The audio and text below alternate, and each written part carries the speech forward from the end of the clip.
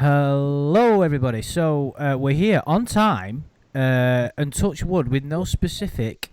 I've really fucked us over now with no specific technical issues. If they crop up, it's clearly my fault. But hello, everybody that is in the chat. I know I did a bit of a test before, so it was just to make sure that everything is running fine. Guys in the chat, could you just let me know now if there's any problems? And first of all, I'd just like to say hello to my friends in Lornography. Mr. Shin's Koala first. Hello, sir. Hi, Andy. How are you? I'm doing good. How are you doing? I'm doing fine, thanks. I'm doing really good. Thank you. Good stuff. And also, Tiffany Lockheart, who is known to everybody in the community, is here as well. Hello. Hello. Now, this Sexy little thing in the pool.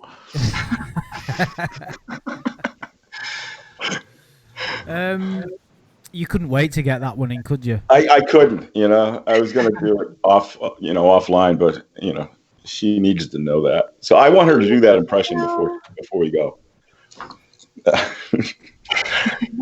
I always go back in my memory and think of certain things to give myself a little chuckle, and that's one of them.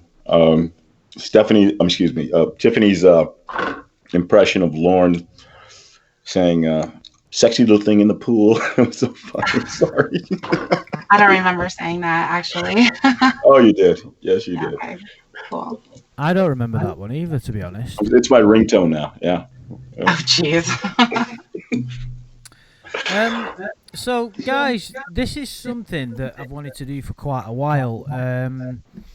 Mainly sort of directed towards Tiffany's experience in chatting with Lorne. We've already touched upon it in quite a lot of detail, but I wanted to really sort of go into the nitty-gritty of what it was like to deal with this person and the sort of ethical implications behind it. Not just was something that I've always touched upon in all of my videos, right from the beginning, really, to my detriment, because it's made me quite a few enemies and caused some controversy, is that our treatment of Lorne, and not just with regard to the catfishing or whatever, with regard to the content that we make, this is a guy who's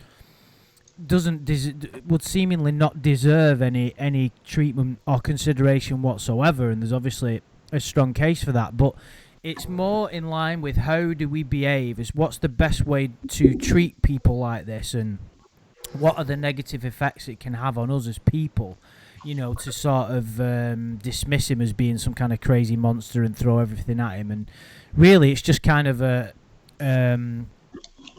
to see what we can learn from it, really. That's always been kind of an aspect that I've tried to go down with my videos. It's not for everybody, but of course I always try, and I think it's one of the things that people like about my videos that not everybody does, but it's kind of going into the really deep topics about it, and anger towards him, how he deserves to be treated, how his mind works, what created him, what created this monster. So first of all, Tiffany, when you were first asked to speak to Lorne, I think I've asked you this personally, actually. There wasn't initially any hesitation on your part at all, was there? There wasn't like a moment where you thought, actually, am I doing the right thing? No, not at all. Cool. Not at all. And that's the end of that stream. See you later, guys.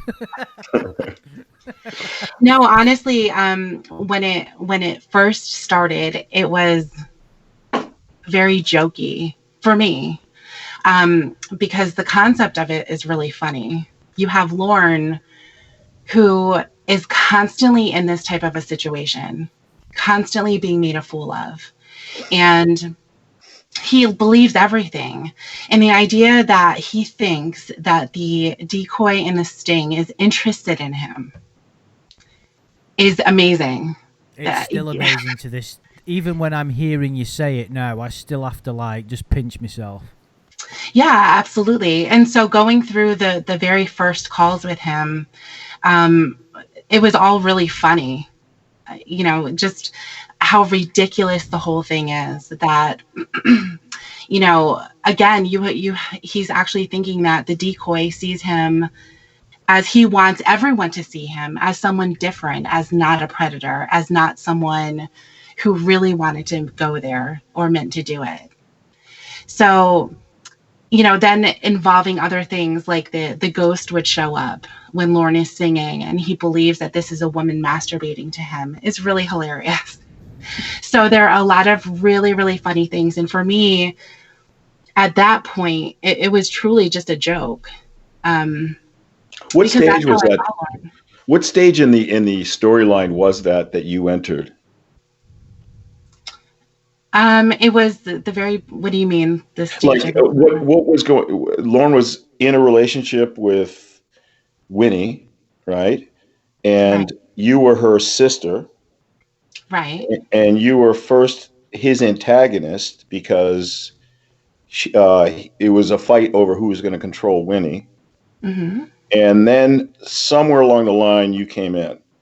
I mean, I know he hated your guts at first, right? Well, he did. And I'm speaking right now. I'm speaking of when I was Casey. Oh, you were okay. I got to keep track of it. Okay. Yeah, I know it's crazy, but yeah, at the very beginning, I was Casey. So we were going along with this story that she was really into Lorne.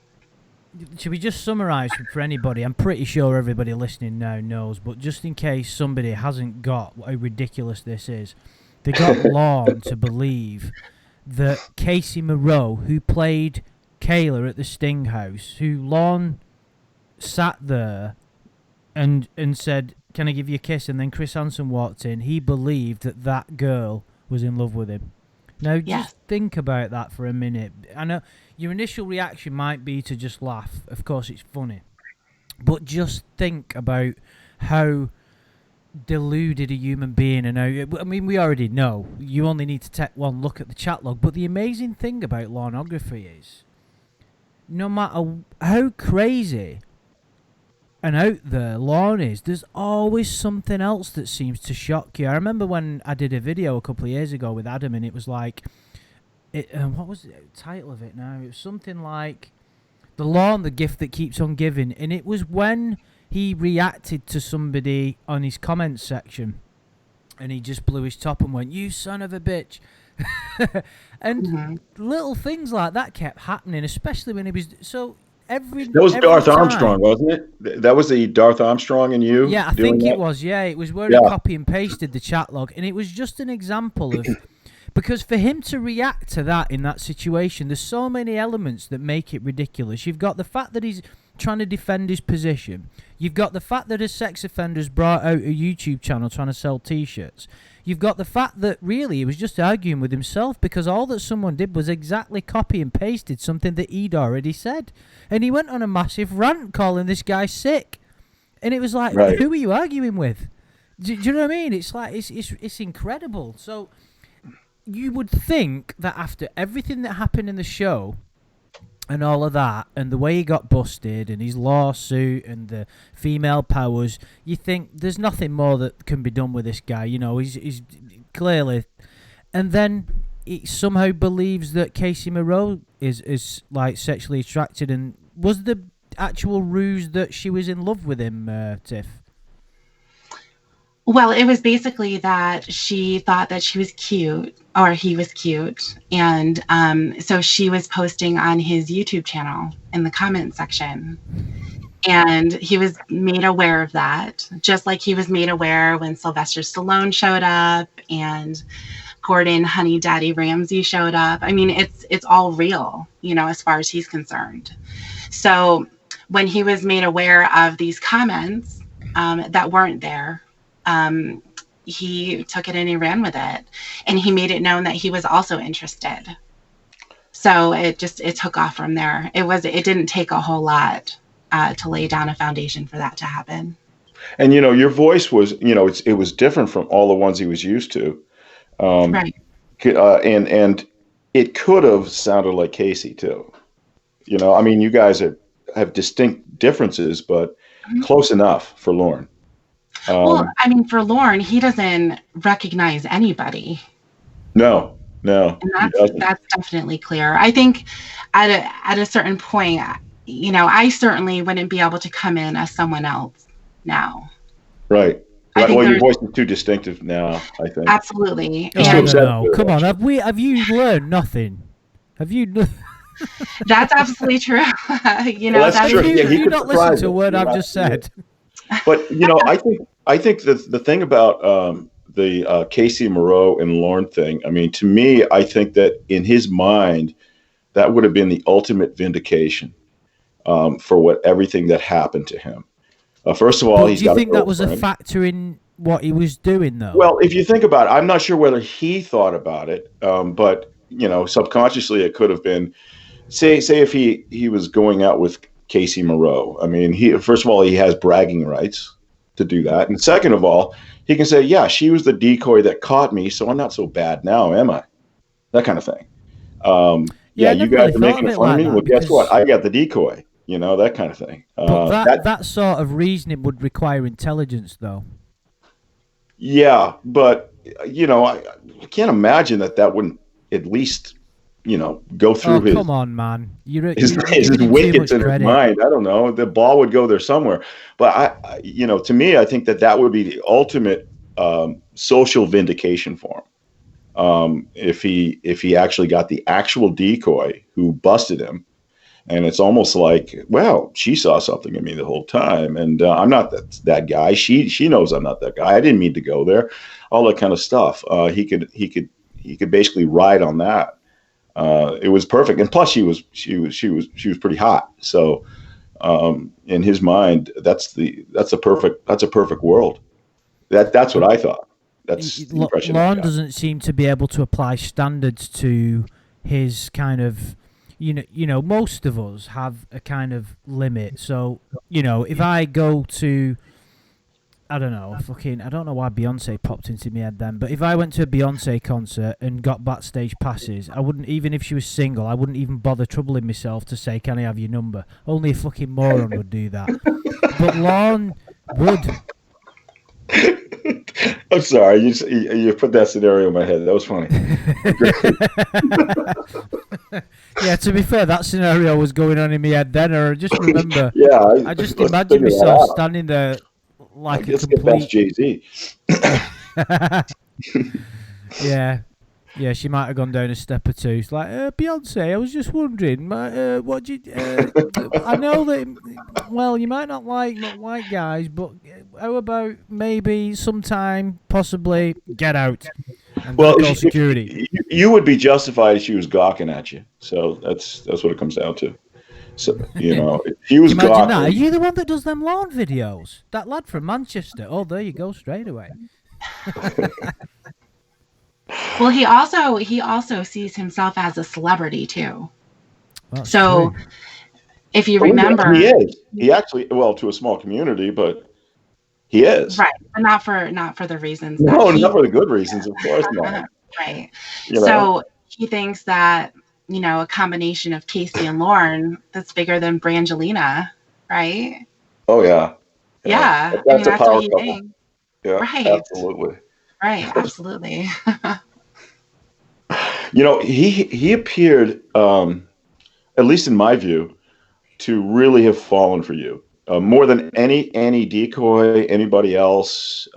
He was well, just by the mere fact that he confessed to all of these things to you.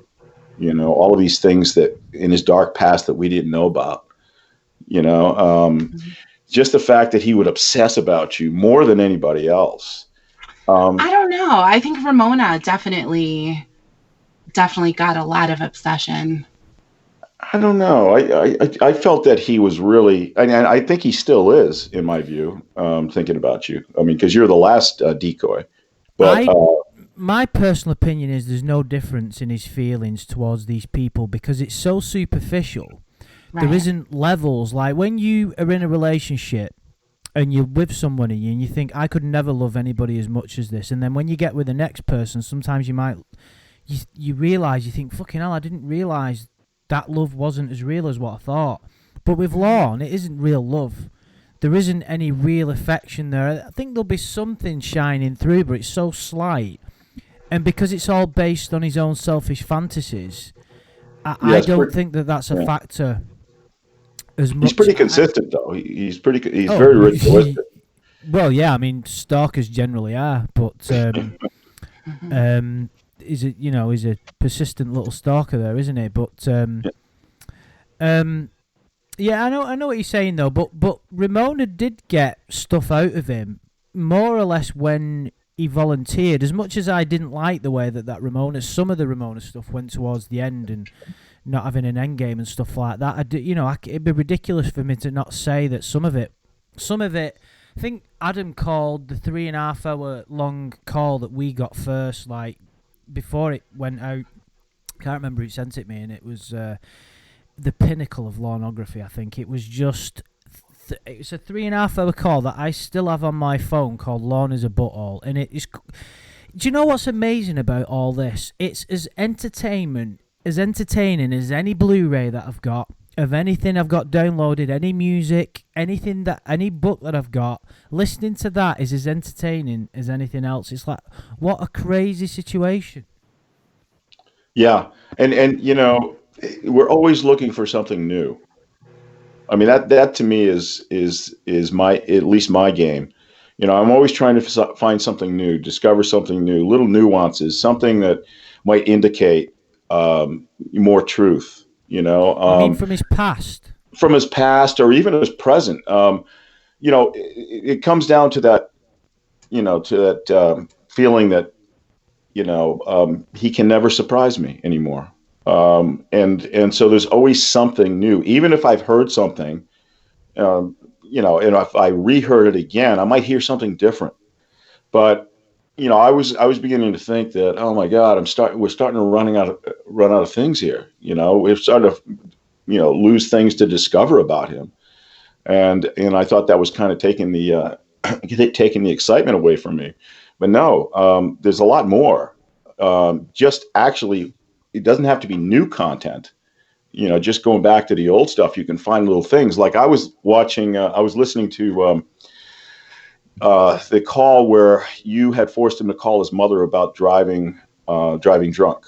Mm-hmm. And you were on the call, and how he was getting on his mother about eating sweets, right? And that whole thing, and that was all kind of new to me. I mean, in terms of his relationship with his mother, and the end where he said, "I love you, Mama," or whatever he said, and she said, "Okay," and that's it. That seemed even more pronounced to me, and it makes me. So what I was trying to figure out is what was their relationship, and where does it go when something like what happened on October 1st happens? In that call, she said Roy's going to get everything, and I'm not sure whether that happened or not, or whether he's lost things. But it's things like that where I can go back to and discover more and more stuff. And I don't know if that'll ever end. I don't know. There's always something new about this guy. Well, there's a lot of stuff out there. Even if you put aside any of the catfishing, any of the decoys, the catfish decoys, any of them, because there's been a few, any of those to one side, just what we have.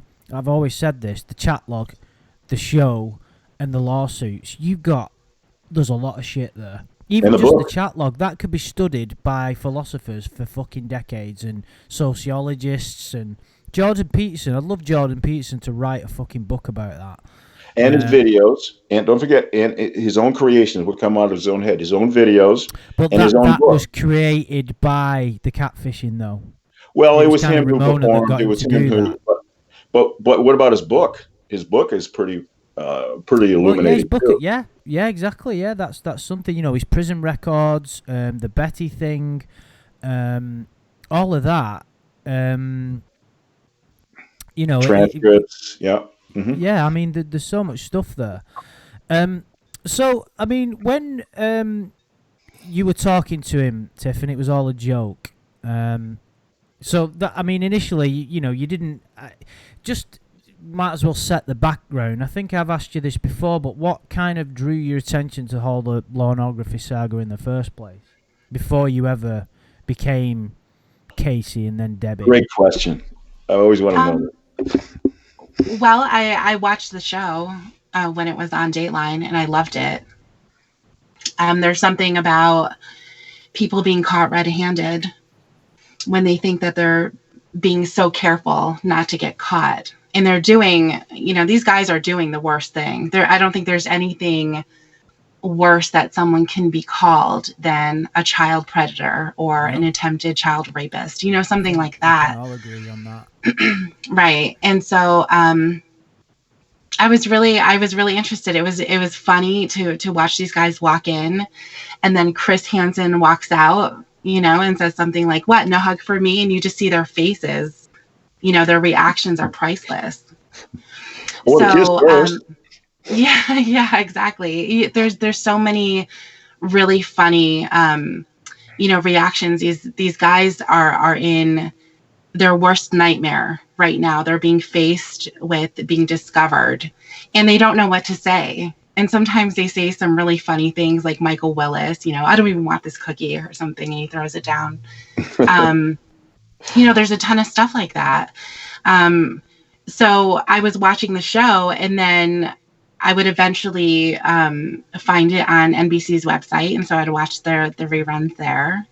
And then when I made my way over to YouTube and you punch in To Catch a Predator, I found a bunch of other channels. It wasn't just the episodes.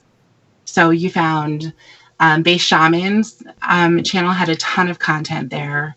And I was finding Ember's channel and other people too. And I thought, Lorne Armstrong, who is that? I remember seeing him because of the Boston hat and that whole fiasco.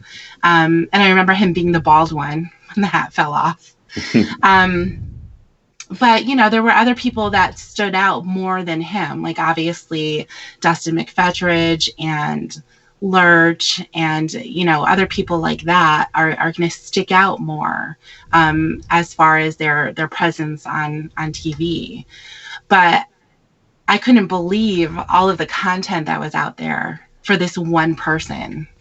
And so I started listening to it. And with Base Shaman, he had all of his Lorne mask videos and his songs and stuff like that. So that's really where I became interested. And so I wasn't involved with the Church of Cod or anything like that. But it was more so I would listen to live streams that Wen Lover and Nick Bagler were doing. And Andrew Burkett, you had yours as well. And so I was kind of just around in that way. And I became more and more involved. And I really enjoyed listening to Lorne and Ramona and just how ridiculous this person was. And so you were learning, more and more things about him through all of these calls. And so I just happened to be there at the right time, I guess. And that's how I got started. Yeah, I think most people have a similar story. I mean, for myself, I remember typing in Lorne Armstrong, and I was like amazed that there were so many people making videos about this guy. I think Nathaniel Trevor was the first kind of person I listened to. I was like, obviously Base Shaman as well, and those mask videos were just hilarious because it encapsulated exactly what seemed to be going on. Because there was a video he did where he had the mask on and he went like, "Please leave me alone, please," and it was like you just wondered if this guy was sat at home like getting so wound up because all these people were making videos about him. It's like right. My imagination used to run wild, and I used to be thinking, is he writing another lawsuit? And it was great. But something that obviously I've spoke to you a little bit about previously, and I've had permission to bring this particular personal topic up, is that there is something that happened in your family, which obviously I think it's important that you share that, because it adds another element to your involvement in speaking to him, and also how you're feeling and your justification for doing it. Well, I think that things that involve the family, and also just a lot of victims of abuse that I've known in my life, that didn't come into play originally when I was talking to Lorne. That type of anger with him as a predator came in a lot later when Debbie was around. And when I was talking to him more specifically about his own victims and how I was really disgusted with how he cannot even acknowledge his own crime. He can Which say victim are you things talking like about? any of them, any and Okay, all of them, because who knows how many there are. right. We talked about two of them, but those are just escalations. There are countless out there. He doesn't even remember speaking to the other decoys in the same way that he was talking to Kayla. Yeah. It's just a matter that he. I don't believe that. I don't believe do. that. I I don't genuinely think believe him. he remembers the names, which is No. understandable because Mhm. who's going to really? If you had a 5-sentence conversation with someone and then they bail, and then you have Kayla come along who sticks around, you're not going to remember the names of those people. You're going to know that they were there. I think that he's very aware that he spoke to young girls. Right. I think that, that's the part that I don't believe when he says there weren't any others. Right. Well, you can say that, but in terms of remembering the actual names, that's his way of telling the truth. Yeah. If I don't remember the names, it didn't happen. Yeah. And his truth is very technical too. Yeah. If you ask him a question, it has to be as direct as possible. And he has to be backed into a corner where there's really no other option. Because if he doesn't, then he's going to say yes or no based on what's happening at that moment. So, are you drinking, Lorne? No. Well, when somebody says, "Are you drinking?" Somebody's response, it can be, "Yeah, I drank before," or, "I'm not drinking right now, but I've had a few," whatever the answer is going to be. But the fact that he's trying to avoid being detected drinking at all, if you ask him that question, he's going to say no, even though he's completely shit-faced. And, Yeah. you have to say, "Well, did you have any alcohol today?" And You then know, he can still deny it. if you were to going back to the issue about whether he has attempted to victimize other people and putting aside the Kimmy Kimmy Cocoa Pup, those are decoys by perverted justice, Mm-hmm. and uh, and just including talking about victim one and victim two, and that long gap between them and Kayla. Mm-hmm.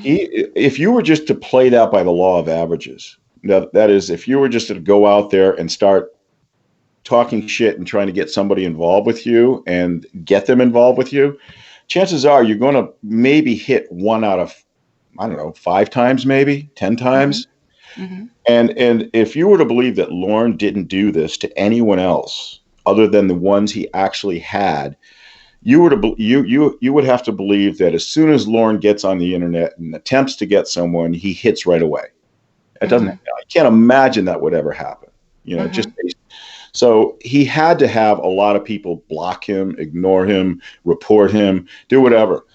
And but he chooses not to remember that, and he chooses. Sure. He wants us to believe that to him, it's like shooting fish in a barrel. He can get anybody he wants. Just try once, and he's got them. It doesn't matter who they Mm-hmm. are. Mm-hmm. Like he never attempted this with anybody else. That just flies in the face of logic. Right. So yeah, and the drinking. That's all. That's to impress you. That's to stay out of trouble with probation.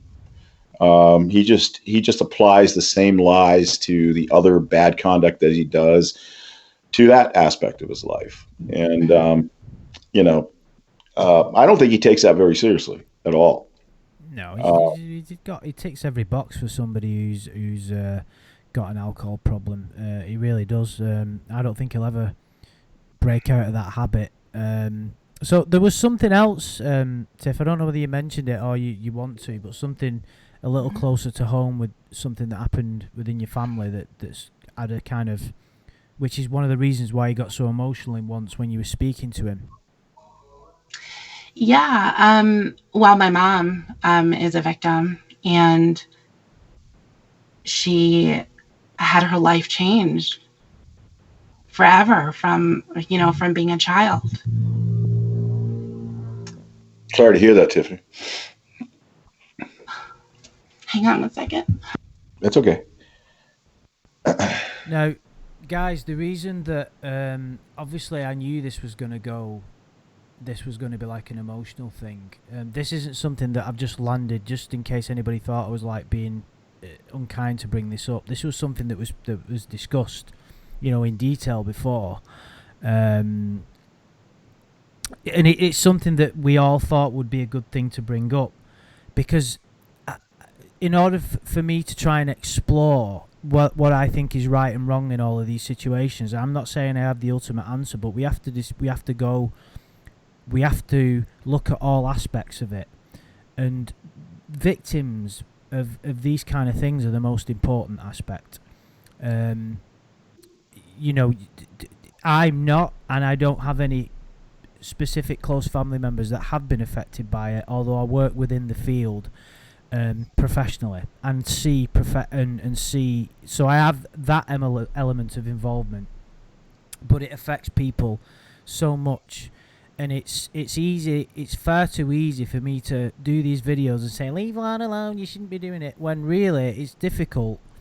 It's much more difficult for somebody whose lives have been affected for this to not have the emotional restraints, to have those emotional kind of restraints. Well, exactly, yeah, I mean, Amanda James has just said fuck Lorne, and I understand that. This is something that I wanted to talk about, really. Are you there? Sorry, okay? Yeah, sorry about that. No, you. I could Yeah, break no, up I'm tension. good. Please I don't could break up apologize. tension and bounce some balls or something if you want. It's really. And chew some It's gum. yeah.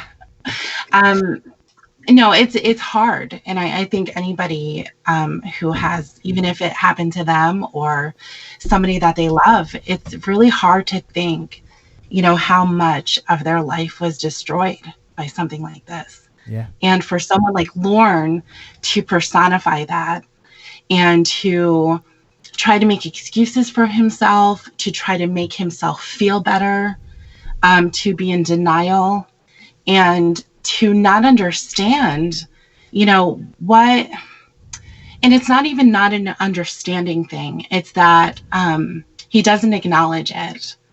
He doesn't acknowledge the pain that he has inflicted on other people, on victims, on children who are defenseless.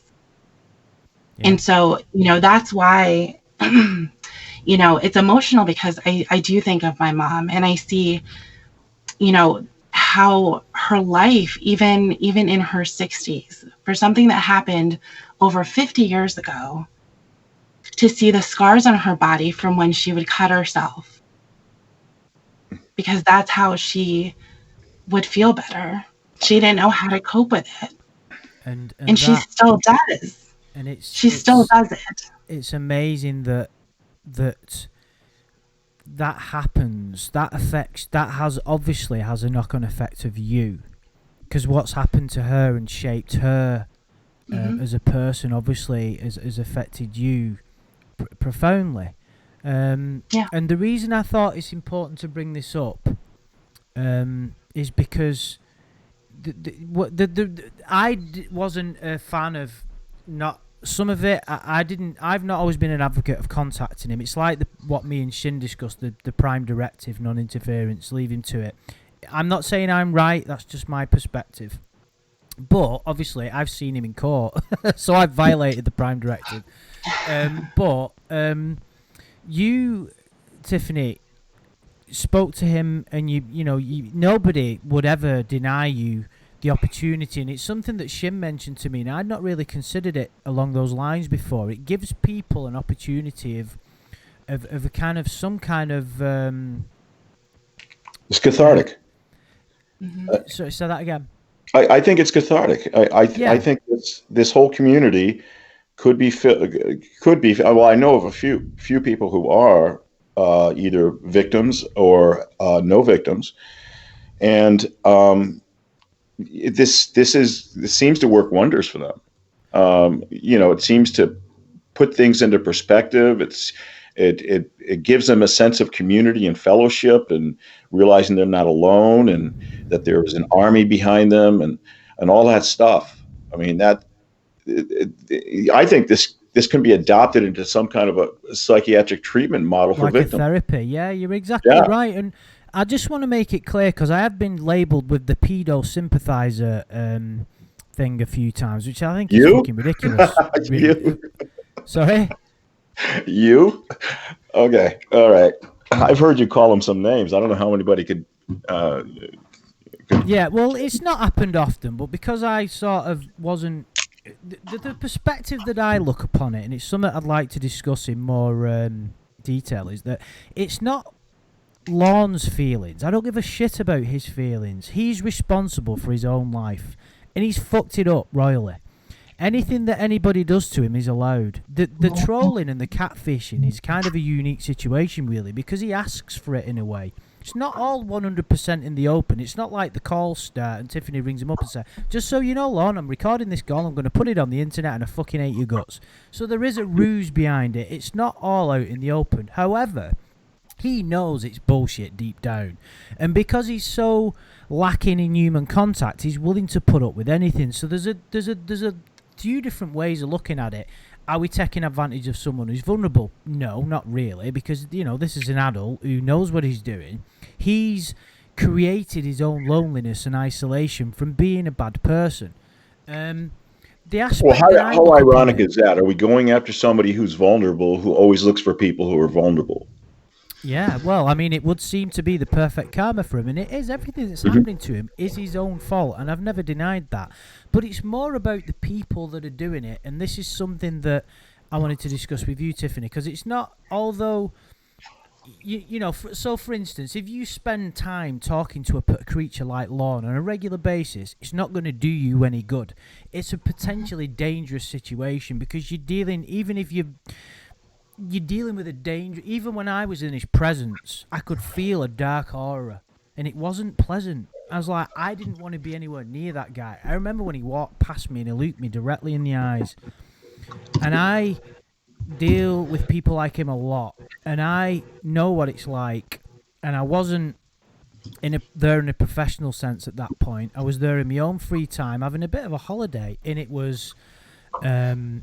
It wasn't nice, and I understood why he's so isolated, because he's not the kind of person that you want to be with. But what the thing I wanted to sort of say to you, Tiffany, was what I think's remarkable about what you did is you tried to not necessarily help him for his benefit, but you did try and get through, and there wasn't this one of the things that I liked about it. When someone told me that he had admitted he's a predator, I heard what you had said to him.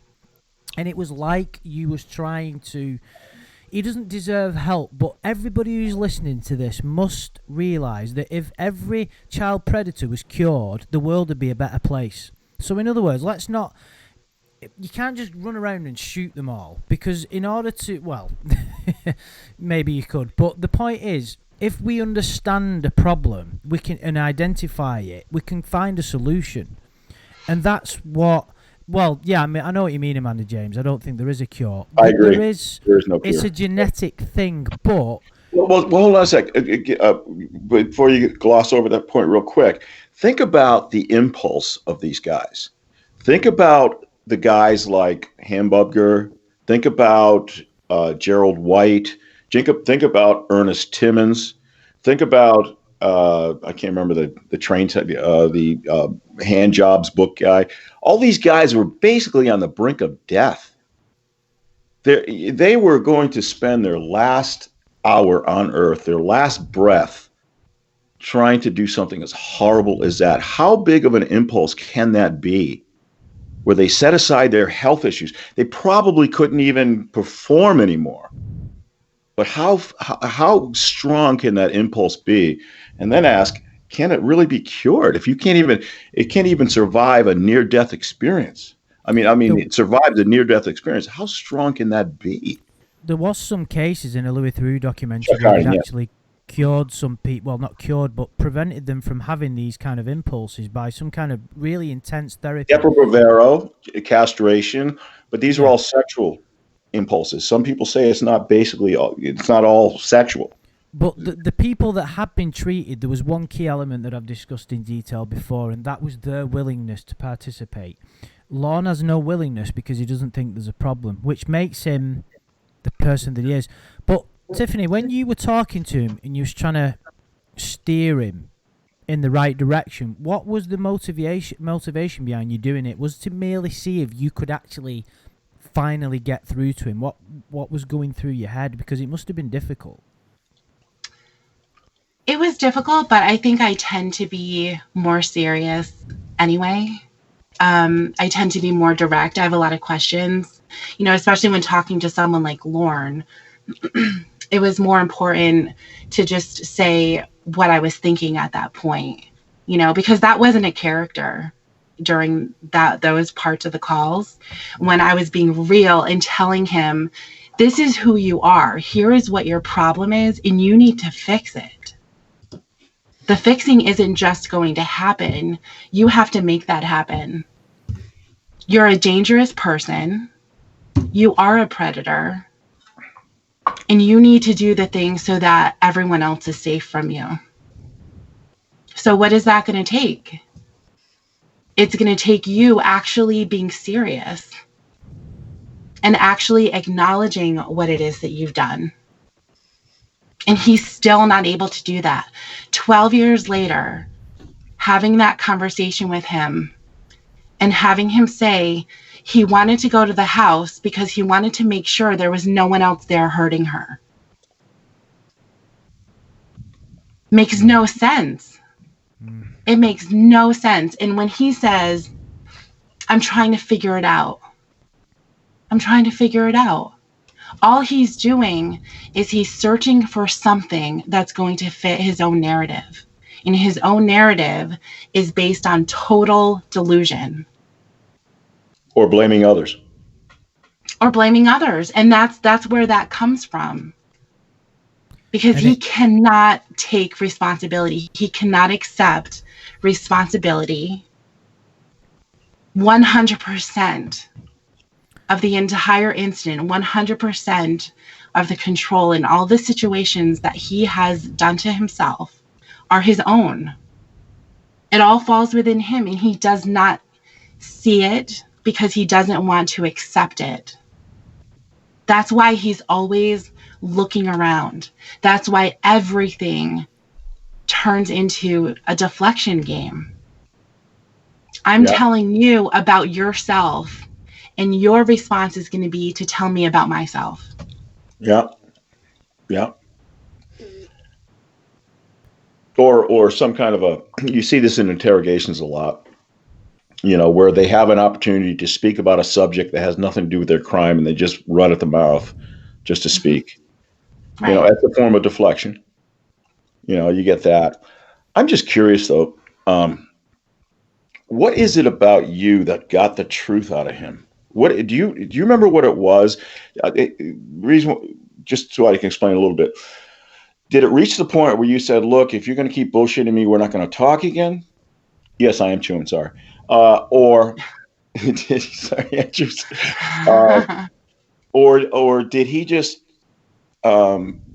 naturally start opening up to you, or did you give him some kind of a carrot? If you tell the truth.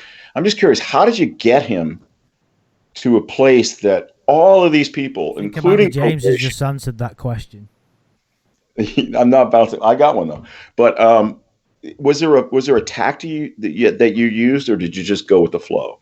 I'm just curious. How did you get him? There was no tactic. I think it was just a matter of asking the question and not backing down. How did you prevent him from lying to you? Well, I'm sure he did lie. Yeah, but he lies. Yeah. He'll say certain things, but he's not going to tell you the whole entire story. And you called him on it a lot. Yeah, as much as possible. The challenge is that none of us were there when it happened. Right. And, so you just have to understand that what he's telling you is going to be a very vague version of the truth. Mm-hmm. There was something that sprung to mind, something that we have to remind ourselves, and this isn't. It often sounds like I'm sticking up for him, so it's really difficult for me to get my point across. But I was watching another Louis Theroux documentary before because I'm like addicted to his stuff, and there was I think it was the Miami mega jail one, and they were talking to one of the inmates in there, and they were asking him, what have you? Why did you do what you did? And this guy was like an aggravated burglar, like tortured people. And the guy, the criminal, said, "You will never understand because in order to understand, you'd have to be in my position. You'll never be able to understand why I did what I did." And with Lorne, he doesn't have this empathy that we seem to have. It's like what me and you spoke about the other day, Shin. He's like a primate compared to us.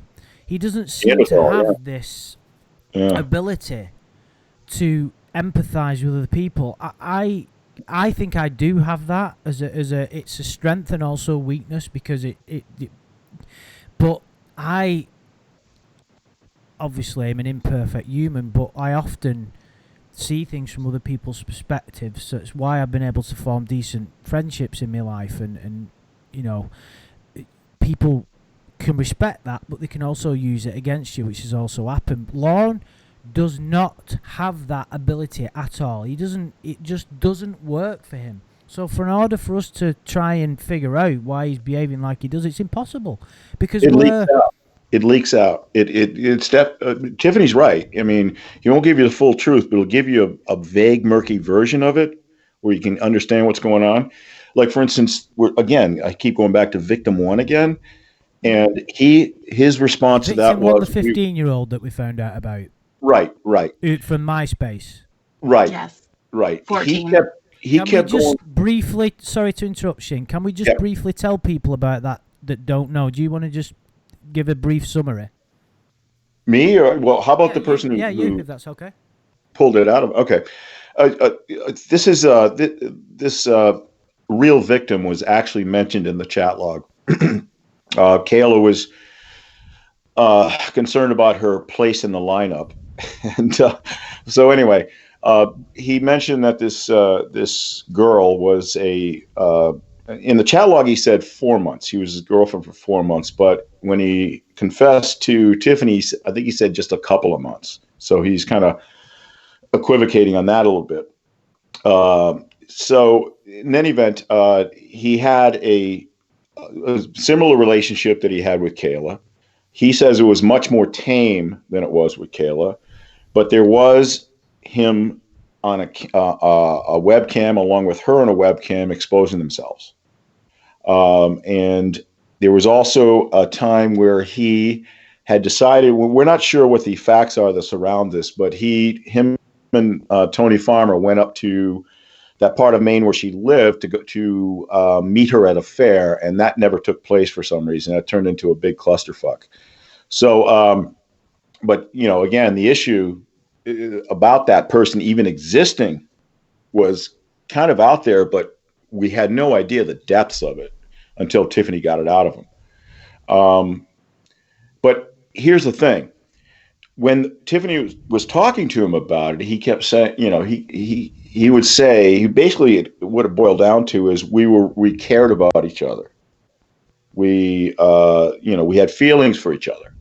And the most, again, illuminating thing that I've ever heard come out of Lorne was when he told Tiffany that children have feelings too, they could fall in love. That pretty much says it all to me right there. That's almost like comes out of the NAMBLA playbook. I couldn't believe I heard him say that. Right. What and then you called him on that says about him, Shin? Pardon me? What do you believe that says about him? What he said there? Well, he thinks like a pedophile. He thinks that children have the sophistication and the experience to take what they see as, my daughter used to say to me when she was 4 years old, she wants to marry me. Okay. I mean, she's not in love with me. I know that. There's a difference there. I don't think he understands that. I don't think that he looks at, especially a teenager, who Is it that he has maybe. the mind of a teenager though, like Amanda James has Well, just said? that's what's really funny. TCAP Guild, who those two guys who look at this thing from a psychological age, they have this model they went over about all these pedophiles. Lorne hit on all of them, but one in particular was mental and emotional congruity. That is, that he could relate to these kids because he was one, emotionally and mentally. And that's what a lot of pedophiles have as a characteristic. So, yeah, I think he's somewhere stunted emotionally and mentally, probably around the age of 12 or 13, in my view. But then he thinks like an adult on other situations, and then he refers to children as having the ability to fall in love with adults. Can you fucking believe that? Mm-hmm. He really doesn't do himself any favors, this guy, does he? That is exactly who he is when it comes to that issue. He has. He's what interests me is what's created Lorne, and it's quite clear that there's a monster being created there, and you've referred to him as that before, haven't you, Tiffany? Mm-hmm. Yeah, absolutely. What interests me, it was quite obvious and very quite a profound moment, and I hope you're okay now. Like when you got upset before, Mm-hmm. it's kind of. It's difficult for everybody, but obviously as much you and your family. But what fascinates me is there was even part of you that wanted you was managing to put your personal feelings aside and try and sort this guy out. That's what interests me. But what was that? What were you trying to achieve? You're just trying to stop one more dangerous individual being out there. Well, I don't know that I would say I was ever going to be able to do that. I think it was. But you were trying. Well, if you didn't I think there was a possibility, you wouldn't have wasted your time, would you? Well, I think I've there listened were. to that I Am a Predator call shitloads of times. Shitloads. I think Shin probably has as well. I love it. It felt like it was really therapeutic for you too, Tiffany, to get it all out. I think one of the things when you say that, it's therapeutic. I think that for everyone in this community, listening to Lorne, I think during these calls, you all kind of have a dialogue in your mind as well. Things that you would love to say to him, questions that you would love to ask. Yeah. And so I think that's really where I was at that point. The Debbie character was really positioned in a way to be able to ask those questions, to be able to say, Lorne, Debbie's not going to put up with your bullshit. So you're going to have to either explain yourself and you're going to have to answer the questions. She's not going to bow down to you. She's not going to give in. Okay. So, I mean, so that was after he expressed interest in you, though. He had to express. Absolutely. Yeah. I mean, I sort of, I knew that was the main thing for him. Even after telling him, I don't know how many times, Lorne, there's no relationship. Lorne, there's no relationship. I don't like you. But the fact that, he would, and then he would get mad if he didn't get a phone call because you were with another guy. Because I was with another guy making, shapes of dicks with spaghetti. Right. But I mean, that's the whole thing. It's like, Lorne, listen, I'm telling you, there's absolutely no relationship. I am trying to help you. You're a fucking mess. Right. That's absolutely. That's absolutely the guy. Well, one thing about Lorne is he's a serial obligator. What he always tries to do is to try to pin you down to a promise Yeah. And he doesn't give a shit about his promises that he breaks to you. But so if you're on the verge of leaving him, he'll remind you about the promise. Then his next thing he'll say is, well, you never loved me to begin with. So now you're a liar. Yeah. You know, and he did the same thing to Kayla in the chat log. Same thing. Promise you won't go into the other chat rooms. Promise I need to hear this.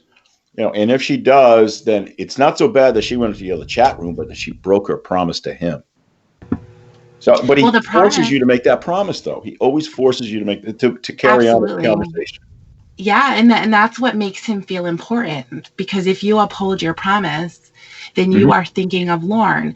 It's just like, if you remember the conversation that he was drinking and driving, of course, there's countless calls for that, right? But, you know, I basically said, you're going to go to jail and I'm not going to give a shit. I don't care. I'm going to go to the beach. That's what I'm going to do. My life is going to go on. Yeah. Everyone else's life is going to go on. And he's like, oh, no, I think you're going to be upset. You know? No, he actually says, you're full of shit. You're lying. He actually says, right. You know, he goes right into the extreme aspect of right. But I mean, the point is that he thinks that there's a real affection there. Like, you're going to be thinking, oh, wow, I really wish that didn't happen to Lorne. Mm-hmm. I feel so sad for him. I wish there's something taking over. And what's important about this, I hate saying that word because it gets fucking overused these days, but it is, you know, it can be used correctly sometimes, especially to describe Lorne. Young children, when they first develop their ego, are narcissistic in nature. The more you get older and the wiser you get, the less those walls of the illusory self get, you know, more real. They get broken down, and that's what it means to get wiser and all that. Lorne never has. So that narcissistic child is never... It's still there. It's still that 4-year-old. That makes sense. And it's I mean, he was probably the screaming little baby that got everything he wanted. He was the baby of the family. Well, and this is why I always try and not justify Lorne's behavior. He has free will, but free will isn't as free as what we think it is as humans. The more you understand about just how malleable the human mind is, especially when you're young, you realise certain people... I know some people are going to fucking go apeshit about this, but really... There are some I've read. Please believe me when I say I've done a lot of study into this. There's some philosophers that say that we don't have any free will. Everything that we do has all been predetermined by previous actions that have happened to you, the corruption that the world has put upon your mind. Lorne's extreme behaviour, I believe, have been shaped by things that have happened to him that are not necessarily any worse than anything that anybody else has happened. One of them being when, you know, he was a kid, and it's difficult. You know, he's got all these brothers. He's getting, he's getting shit off them, and then his dad. The most significant thing for me is when his father stood by and watched Bunky take his toy and just stood there. And I've been listening to and reading a lot about the relationship that some kids have with the parents, and for that to happen could be so emotionally destructive. It could have eradicated any sense that he would have had any empathy. Because I've been reading a book about sociopaths, and sociopaths don't have empathy, and scientists have been trying to figure out why.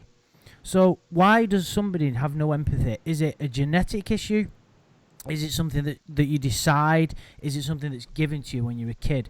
There's some theories out there, although it's not 100% scientifically agreed upon, is that an extreme case when you're young at a certain age can leave an imprint that can eradicate it. I think that when Lorne was there and he watched Bunky take his toy and his dad just stood there and watched him, then his dad left him, I think that fucked him up and made him feel worthless. And that feeling of worthlessness is something that is that's who he is. It could be something even more simple than that, and even less innocuous, like his mother giving attention to one of his other siblings. Yeah, well, but it's it's many, many things. It's that I believe that's something that he said to Ramona. It was an unsolicited comment.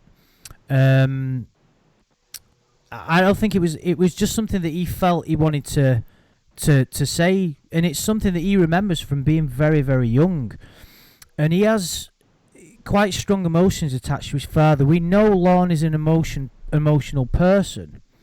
All his emotions seem to. I was reading another book as well called Lost Connections about depression and how and there's a thing called neuroplasticity. Have I said that right, Shin? Yeah. Neuroplasticity, and it's Yep. basically Yep. what they're saying is that the New brain habits. changes depending on your experiences. So some people, when you go to a doctor's and say you're depressed, they'll give you a pill because they think it's just a chemical imbalance. So there you go, there's a pill that'll fix it. But the chemical imbalance is created by the circumstances of your life. Not in all cases, Exactly. in most of them. Yeah. And that- Environment. Yeah, You could also exactly. change There's that. many factors that can contribute. Yeah, but So you that can your train brain that too. changes. Yeah. And that's what I believe. Well, it has happened to Lorne to some degree. Now, we can all form our own opinions of his responsibility. The responsibility he has is he's never got better. But I think he changed in such a way. He's so emotional, but his emotions can't extend beyond his own being. He's so wrapped up in all this pain and feeling of worthlessness that he can't. It's not within his ability to extend that emotion to anybody else, and that's why he doesn't have any empathy, because he's all fucking caught up in his own grief. Now, you might look at this and say, well, that's bollocks, because loads of other people have had loads of other things happen to them and they've never ended up like that. Well, number one, they might never have had a genetic attraction to children, and they might have never been exposed to the things that he was with his brothers and blah blah blah blah blah. That's the way I look at it. But you have, you're an intelligent person, Tiffany, right? You spoke to this guy, you managed to get stuff out of him that I've not heard before. And you have quite strong opinions about him, don't you? Because you feel sorry for baby Lorne, but you don't feel sorry for adult Lorne, do you? Well, I feel bad for any baby. What's the difference? Any child. Well, this is what we're going to discuss. Yeah, absolutely. Well, I do. No, there's Well, there isn't any, is there? mentally and mature wise. No, absolutely, there's no difference. But for Lorne as a child, just like every other child, there's no control over things that happen. You can't pick your family, you can't pick your home, the environment, your school, anything. You're there, and you have to learn to adapt to your home life. And so I do feel bad. Any kind of, Lorne obviously was from a broken home. His dad sounds like he was a terrible person in the fact that he also had an alcohol problem. He was abusive to his mother, and to his own children as well. He left his mom to raise all of these kids and went off and had more. So and to mention what Trey just did in saying the claim that he was also abused, I don't know if that happened, truthfully. And I'm not one to point at any victim and say that your story. I've never mentioned that in a video before. I didn't think it was right to, but we don't know if I don't want to discuss it in any detail, but we don't know. But of course, we don't know if it's true. Is the simple No, we fact don't of know the it. matter. Right, absolutely. And so that's the point. It's like, we have to, when Lorne is discussing things in his past, we have to take it with a grain of salt of whether or not it even really happened, or, if it was even something that somebody else would look at a type of a situation and say, yeah, he's seeing it the right way or not. Yeah, and not only is he a compulsive liar, he actually he creates his own lies. Like when you say he's got a narrative, that narrative runs through his whole life. So he and it's a common thing. It's not just Lorne. We do it. I've noticed myself doing it. You tell little white lies to someone, and you start to believe your own bullshit. It's Right. quite remarkable, and Lorne's great at it. He's absolutely great at it. That's Lorne's actually a pretty good liar, even when his lies aren't good, as far as being believable, he's very quick with it. So I think that's sort of the way that he's able to keep up, the delusions, and he's able to think that he's fooling everyone, so that he can just continue doing what he's going to do. You know what I've always been. I'm sorry. Excuse No, me. go on, Shin. I've always been curious about who are Lorne's role models. He idolized his brother and sister, didn't His he? brothers growing up, but who are they now? Who does he look to? Who does he mention anybody? Is anybody famous? I'm just curious. Sylvester Stallone. Yeah, he likes him, but He I likes don't know his that movies, he idolizes it. Yeah, I don't know really if he I don't think he has admires one. anyone. Yeah, I think you're right. I don't think he has any role models, and the role models he had are all like him growing up. Hmm. But yeah, that's kind of a big disadvantage too. But can I ask you a question, Tiff? Yeah. Can you think of anything that he said that really kind of brought back those emotions you were talking about earlier? That I know the I Am Predator call was pretty emotional for you, but I'm wondering, one where you got was there really anything that emotional. triggers you that he does that puts you in that either anger state or sadness state or whatever it is that kind of brought things home for you? Yeah, I think it's when he's in denial, or when he tries to express that denial and tries to get you to believe it as well. Yeah. He works really, really hard on that. And even, there's that letter that he wrote to the court at some point a couple of years ago, asking for new counsel. Yeah. And he says things like, my friends and my family think that my defense attorney and probation and the probation officers are disgusting, and they're just disgusted with their behavior. So it's more than a denial. Then it's like a scorched earth defense that he has. He cannot truly acknowledge what he did. That's the bottom line, and I think that's what is so infuriating. Yeah. But you know why that is, though, because you've even mentioned it to him. Correct me if I'm wrong, but you even said this in the calls. You believe the reason he can't accept it is because he doesn't want to be one of those people, or he didn't want to be. If he doesn't realize he still is. He doesn't want people to think he's one of those people. He wants to be. That's why he does the things that he does.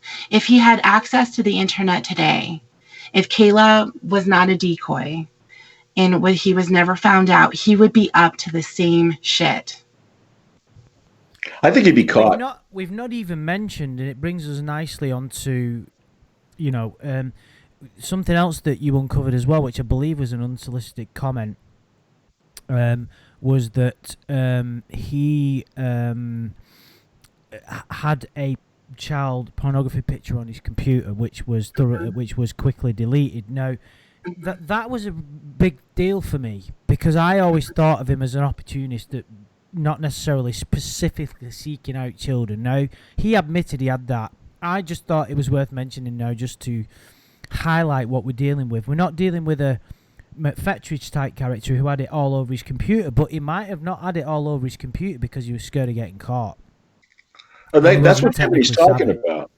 I mean, we don't really know, that what that situation involved. No. We don't know who sent it to him, whether he knew that person. We don't know who he hung out with, what websites he used to go to, things like that. We don't really know any of that stuff. Mm-hmm. But that little piece of nugget, that truth right there, where he had a ready, abled defense to it, that perverted justice sent it to him while he was chatting with Kayla.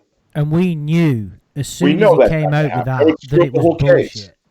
they'd find that stuff. They would find that. His defense lawyer certainly would have found that.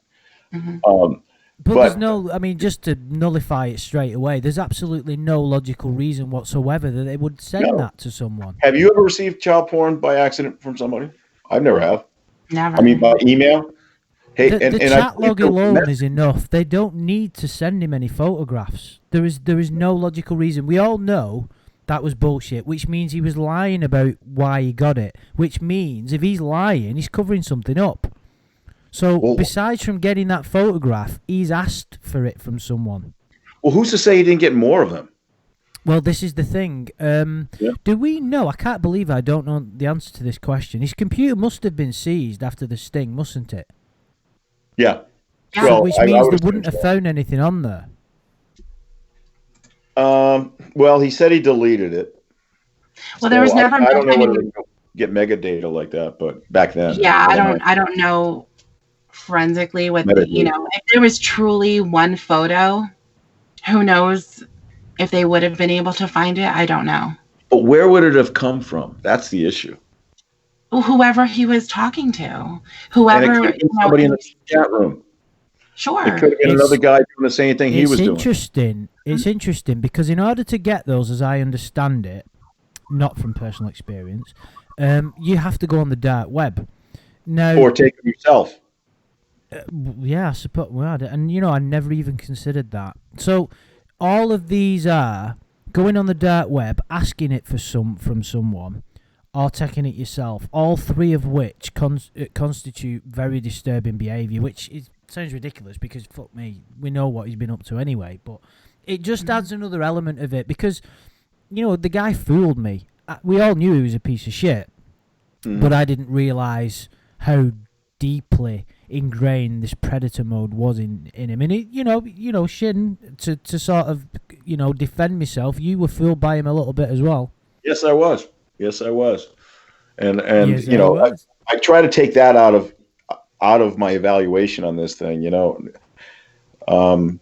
but no, I mean, and then the victims came in. I mean, Tiffany just basically broke open that whole dam. And everything, well, not everything came flushing out, but we do know now that there's a lot more to the story, a lot more. And the truth that he gave, again, like Tiffany said earlier, he's always going to temper it. He's always going to give you the best version of it. But at the same time, he's going to leak out some pretty shitty stuff. Yeah, it's like you've said, Shin. I think you've listened to the calls a little bit more than me, and it's virtually impossible to decipher what's real and what isn't. For the reasons that were mentioned, is that he himself doesn't even know what's the truth. There's little snippets that come out, and you've got to identify them. We know that he got a child porn picture on his computer. We know that because why would he have mentioned it? But I suppose the reason I brought that up is it highlights what we're dealing with. Just wanted to go back to what we were talking about, Tiffany, about how you felt sorry for baby Lorne, but you don't feel sorry for adult Lorne. I don't really see a distinction between the two because I don't think he's ever grown up. I'm not justifying his behaviour, by the way. He knows what he's doing. Yeah. No, he knows what he's doing. The reason why I sent you the picture that we have up here right now, yes, is because it perfectly demonstrates the two Lornes. The Lorne on the top is the one that is doing exactly what he fucking wants to. This is the Lorne that is talking about abusing the daughter of his girlfriend. Make sure mommy's not here before you start doing that. That's the guy. That's the guy who was talking to all of his victims. That's the guy who walked into Walmart to get the condoms and the stupid bracelet. Mm-hmm. That's the real Lorne. The one on the bottom is who he wants you to believe. But that is not the real Lorne. Yeah. His tears are crocodile tears. And if they aren't, they're only for himself.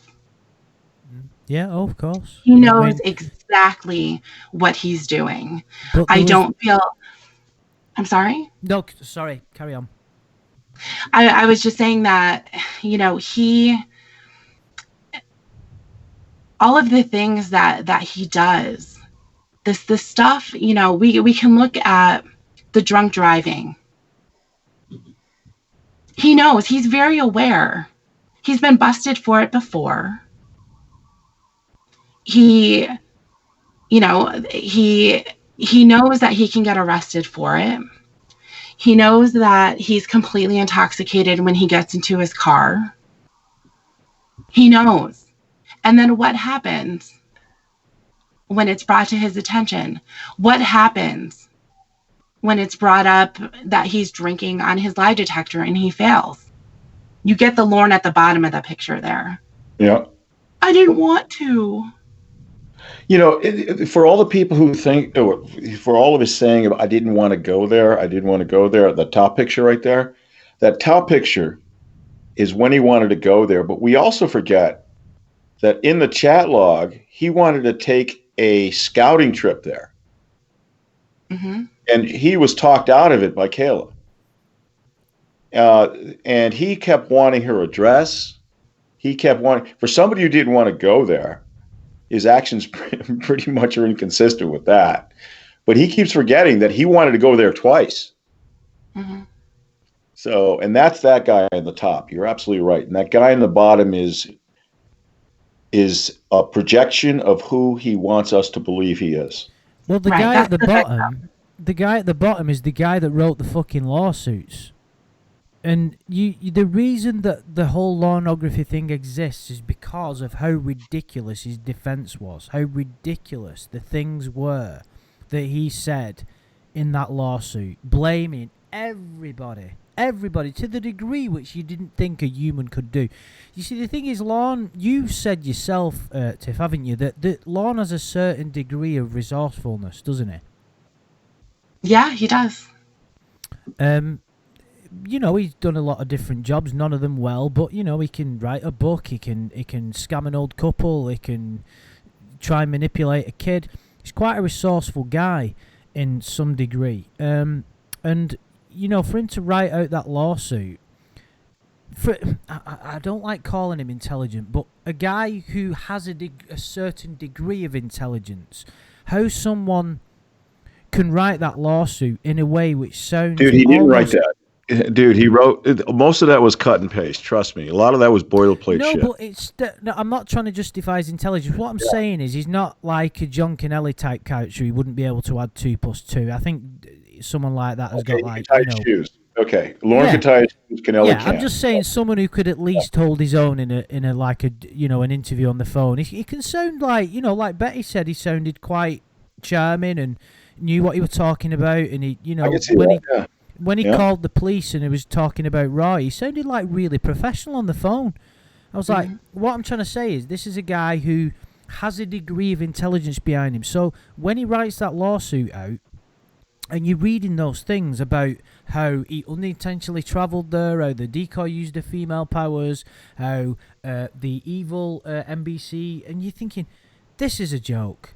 No human being with a brain can write this, and then you're like, fuck me, this motherfucker believes this. This is why... He had help in prison, too. He had help writing that in prison, just so you know. But his crazy excuses are the reason why we're even talking about this now. If he'd have just accepted responsibility, none of this would have happened. He wouldn't have wrote his lawsuit. He'd probably be on lifetime probation. He probably would have been off in 10 years. And he wouldn't have... none of the catfishing would have happened because he would have turned a corner and realised what he had to do to get better. Now, most people in his situation never 100% recover, but they can at least get their lives sorted out, and he never has because, and it's something that you tried to tell him, Tiffany, is that in order for him to get better, he has to acknowledge what he's done. It doesn't take a genius to work that out. You can't solve a problem until you admit you've got one. Right. How can he not see how lucky he is? I mean, look at people like Thomas Coffin, Joseph Myrick. These guys are living under bridges. And this guy's got a nice, beautiful plot of land, and everything was handed to him. Well, it's not in his nature at this moment in time to realize what he's got. It's like I made a video when I got back from spending. We spent a day in Maine, and what an amazing. I was just breathtaken by how beautiful it was where Lorne lives. It's an absolute paradise. I mean, there's not much there. If you wanted a quiet life, it might have struck me a bit because I'm a guy who goes on holiday on my own. I'm quite able to enjoy myself in my own company, and sounded a bit rude that, but I would love to live around there, fishing and taking walks in the country and all that. It's like it just seems like a paradise to me, and for somebody like him to not appreciate it, but from his perspective, he can't because he's so attached to his anger. He believes that everybody's done him wrong, doesn't he? Still to this day, even at court, even when he was at court and we were there. Yeah, he deserves to lose it all. And he has lost it all. He's got nothing left, well, no, has he? Chances are he's going to come back to that same trailer. He's going to come back to some form of vehicle. None of these guys, like I said, a lot of these predators don't have those kinds of advantages. And Lorne gets them, and then he screws it up. And they may not be there when he gets out. And the chances are that more and more time he spends in jail, the more likely he's going to lose all that stuff. So he can't even appreciate what he has, which is a lot more than most of these predators, which is, I don't know, he's just an ingrate. Yeah, and gratitude is a cornerstone to a good life. If you are not grateful for what you've got, you'll never be happy. People also living in the present. You could live he has no idea how to live in the present. No, and even something like his worst enemy, from his perspective, is the justice system. When he doesn't realise it's his greatest ally. If he'd lived 200-300 years ago and he'd have been caught doing this, he'd have been stoned to death in public. Or he'd have been tortured to death, he'd have been burned alive, decapitated. Now he lives in a time where the judge who sent him down wanted him to reform, and he was given an opportunity to. And the worst he had to put up with was my smug face at the back of the court. And it's like, you have to be grateful for the time that you live in. And of course, the American judicial system, as like with most, has its flaws, as we all know that. But you have to step outside of your normal way of thinking and realise what you've got to be grateful for in this world. And, it's not just Lorne. Let's not encompass all of every single bad trait that humans have ever had in Lorne, because millions are like that. It's a disease across the planet. But he glorifies it in a way which we've not seen before. There is what I try and do, and it's different for me than it is for you, Tiffany, because of how you're emotional. Because of what's happened to you and your family. The top Lorne that we see there, I still see as being deeply wounded by what happened to him, and he's never been able to move past that. I still see that aspect of him. Before he got caught in the sting, you're saying that you see a wounded guy there? Yeah. What possible, we know pretty much a lot about his life and the alleged molestation, I guess. That's about the mac and cheese incident. Is that what wounded him? What exactly wounded him? No, I don't get it. What I'm trying to say is, no human would ever behave like he does. And there's two things that influence a person when you get real down to it, and it's fear and love, and that's it. That's all we've got, really. And I agree. Yeah. Fear is the absence of love. If you don't let that encompass your life, you will be acting upon fear. And we all have to. Life is just about managing fear. The less fear you have, the more successful you'll be, the more you'll love. Lorne has been consumed by fear of not being good enough. He feels worthless because of what happened to him when he was a kid. He's never been able to move beyond that. I'm not. It's very difficult for me to say this without sounding like I'm justifying him, and I'm not. No, I'm not saying that at all. We're disagreeing on the facts here. I don't think. I think we would have heard if he had a lot of abuse. We would have heard it initially. No, I don't think he's had a lot of abuse because he's not somebody who goes out and murders people every 5 minutes. But of course, what he does do is a more sophisticated level of manipulation is a serpent. Serpents seek out the prey, and you know his tongue moves out and tries to identify what it needs. And from a very basic level, he seeks out his prey, which are young girls, because he can't. He said something once that I believed him, and he said he doesn't think he's capable of getting anyone his own age. And that's when he goes for these young girls, are an easy target. He's a predator. It's what the predators do. They seek out the cheetahs will go for the calves of the bigger animals, and they'll go for the infants, and they'll eat them alive. Well, Kevin that's what Lorne does. What he tried to do is as bad as murder in a lot of people. Of course it is, because it can condemn people. Mm-hmm. What Tiffany was saying about what's happening in her family and how. I mean, it must. One of the things that I'm trying to understand, Tiffany, is how did you not want to kill this guy every time you spoke to him after what's happened to your family? Yeah. I think it just because he's not here. You know, I separated myself as much as I could, you know, even though as far as Debbie was concerned, a lot of that was me, you know, but. Did he want to talk to you more often than you did? Did he want to? Did he want to talk to you a lot more than he actually was able to? Oh, absolutely. He wants to talk all the time. Whether he's working, shitting, whatever. Anything. Yeah, he wants to talk all the time. He looks that as spending time together. Right. You know, so it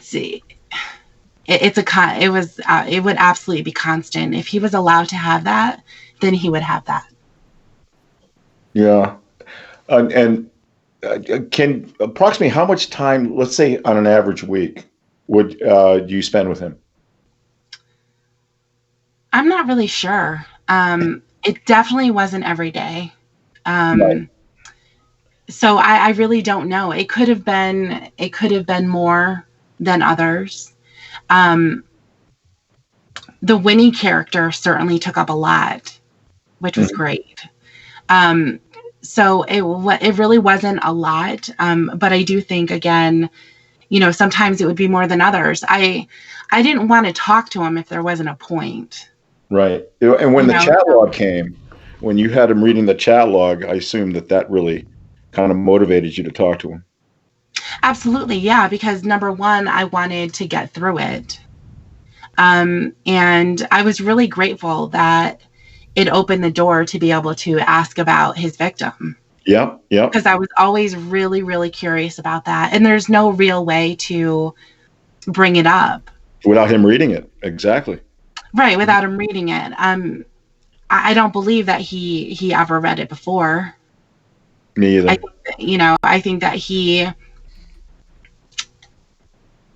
I think again that, you know, seeing that is part of the acknowledgement of what happened. And he's not really able to do that. Did he seem like surprised to see it when you went over that part of it? Or in other words, do you think he remembered it being there? No. So you caught him basically with his pants down on that one.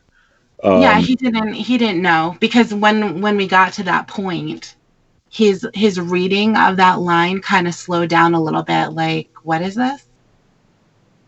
And then you waited to get through that part and talk to him about it. That's how it happened.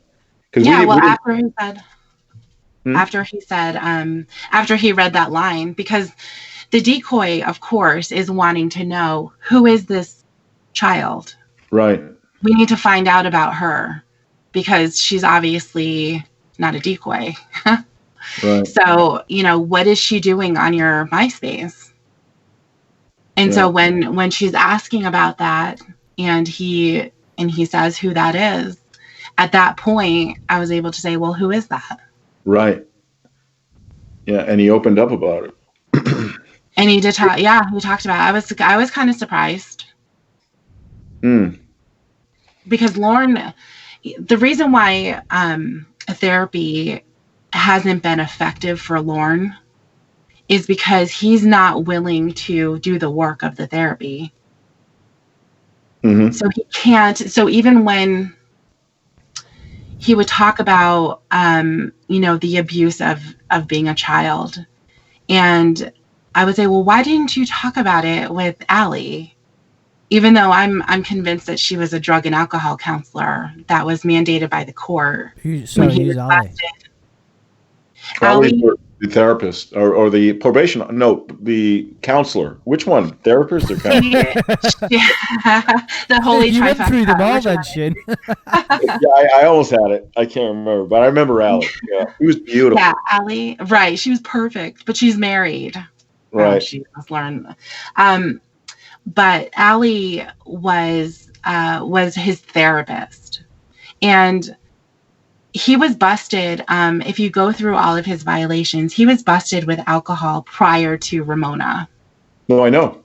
So probation knew, and at that point, the probation said what we hear often. I think when someone is involved in a crime involving alcohol or drugs, they'll say, "Would you benefit from treatment?" And what does everyone say? Yeah. Yes, please give me treatment. Yeah. So that's what happened. And then Allie was brought into place. And the reason why I say I think that her point was to talk about the drinking was because when I did mention, why didn't you ever talk about this with Allie? If it's something that is so painful and you think it's a big thing in your life, why didn't you ever talk about it? Someone who is trained, someone who knows about this kind of stuff and can hopefully help you. Better yet, why didn't he tell his lawyer about it? Well, he said because he was embarrassed. Well, if his lawyer said to him, listen, we might be able to shave a few months off this if we can put this in the pre-sentence report, what do you think he would have said? If even a year, we can probably get you dropped by a year because we finally have a mitigating circumstance. Even though a lot of people who've been molested have never done this before, don't do this. What do you think, Choice? You think he's full of shit? He's full of shit because his lawyer would have convinced him ahead of time and said, look, if there's something in your past that can help us here. Mm-hmm. Like were you molested as a child? I mean, things like that.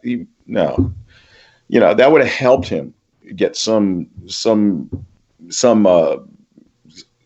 of mercy from the court, some degree of mercy, not completely. But it's interesting that he brings it up now and only to you and not to any of the professionals, not to any of these people, which would cast a big light on. This got mentioned a number of years back. For the first time, about 3 years ago. Is that the first time he did it? 3 years ago? He talked about it with Ramona. Right. And put that in his head. That's what I thought. Somebody put that in his head? Yeah, I think somebody put it in his head. He's always been looking for some kind of a mitigation, some kind of a justification. Yeah, I don't know. My honest, I don't know whether it's true or not. I think there's it's a little bit like the Virgin argument. I think there's cases on both sides. But that's a debate for another time. Yeah. But the sort of the way I look at criminals and even extreme ones is like there was an incident in England, in London last Friday, like just over a week ago. A terrorist, someone who's affiliated with terrorism, killed a couple of people, and there's a load of stuff going on at the minute with regard to. How was he allowed out? Because he was a convicted terrorist and whatnot. And, how was he allowed out? Blah, blah, blah, blah, blah. And what's being looked at is, how was he radicalized? So, you have these people that do these horrendous things. And let's not, what Lorne tried to do is as bad as it gets. There's no point saying it's not as bad or it's worse than anything. Let's put everything on an equal playing field. So we have these terrorists who commit these atrocities and they just stab innocent people. And I'm sorry if we're getting a bit deep with this, but I don't suppose there's any other way around it. From an early age, most of these people, not all of them, they're taught to hate certain groups of people. It's ingrained into them. They don't know how to behave any other way. It's the way that they're conditioned mentally. And that's why it's throughout the modern age, people have been like deprogrammed when they're captured and shown horrific things, and people can be said and made to do things that we don't want to admit because we don't like to think. It's too frightening a prospect for us to accept that we don't have the free will that we think. Because you might say, I would never do anything to harm a child. I would never commit. I would never do this, that, and the other. You've no idea what you would do if you were given those circumstances. I view Lorne as not a victim, but I view him as another person who doesn't have the means to behave better. I know some people are going to disagree. It's like the terrorist, right? He's conditioned to murder people. Do you want to call him evil? Do you think that evil is a tangible thing, or do you believe that some people behave that way because that's the way that they've been developed or made or created? You know, it's like the old. I'm sorry to give such a lowbrow example, but if you look at, you know, Star Wars, Darth Vader was the archetype of evil, and then the new films taught us that he was a little slave boy who turned bad because he made some poor decisions. That's the way I choose to look at people like Lorne. But of course, I understand why people wouldn't want to take that perspective, because he does always have a choice to do the right thing and he chooses not to.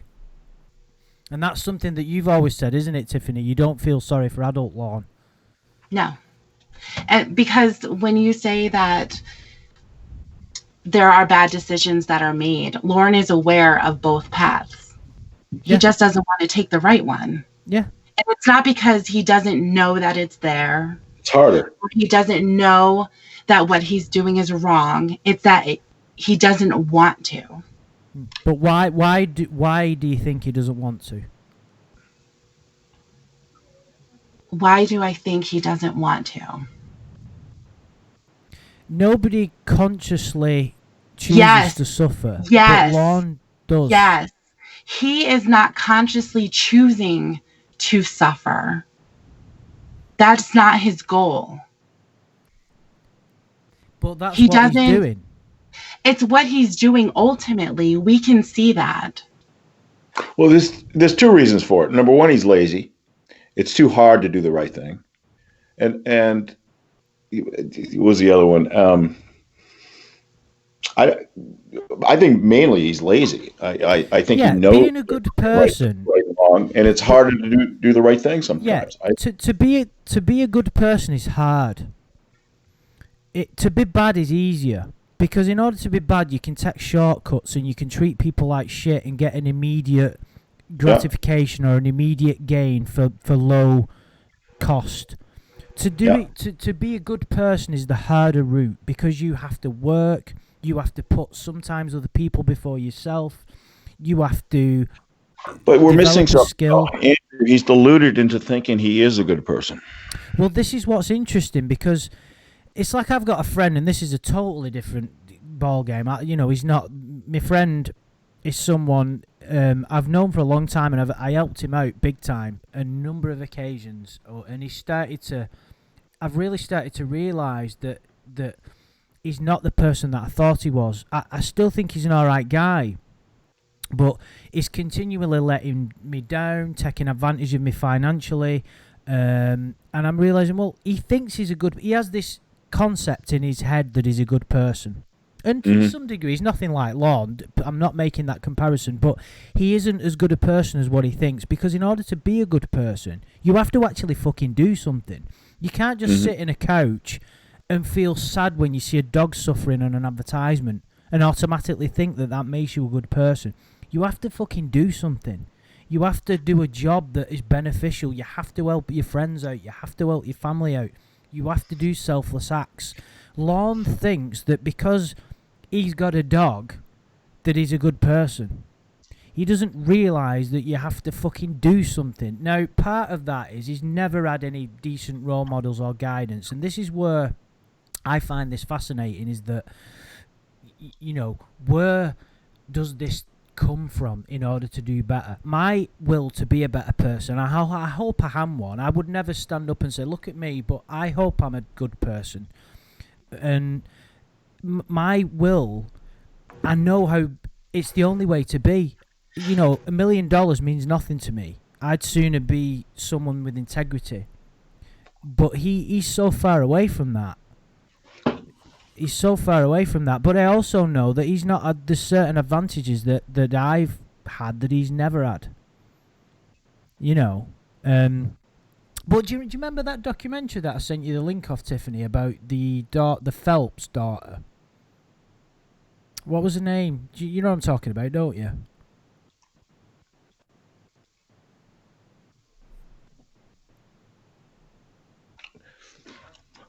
Tiff. Tiffany, is she there? Oh, I think I muted myself by accident. Sorry.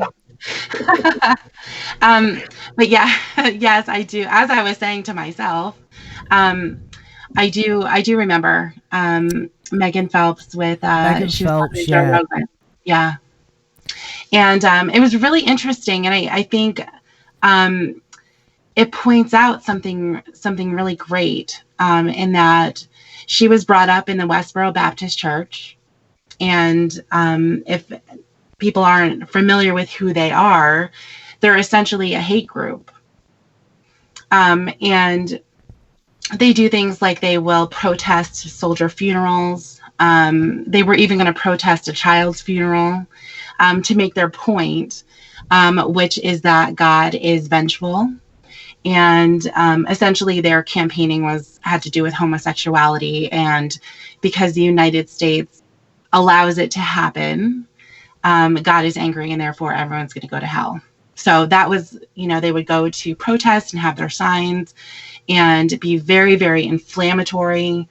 They'd have signs like God hates fags and things like that, wouldn't they? Right. And actually they were known as the God hates fags family. That's how I became familiar with them. I heard them on the Howard Stern show one day, years ago. Just, this crazy family out there holding these wild signs. Like, who are they? And so that's how I became familiar with them. And they would pop up every so often in the news. And it was never for good. They weren't down at the soup kitchen. They were offending people, and they were chanting and telling everyone that these soldiers who were killed deserved it. Yeah. So basically what was happening, and she ended up leaving the church when she was about 19. And the reason for that is because not only was she out there in public doing this, she also was online trying to spread her message. And she was very inflammatory there too. She was on the attack often on Twitter, things like that. And essentially what happened one day, someone presented a question to her that she didn't have the answer to. Typically it was something she would regurgitate from the Bible, just a Bible verse. Here's the answer. You don't need to know anything else except for what's in that book.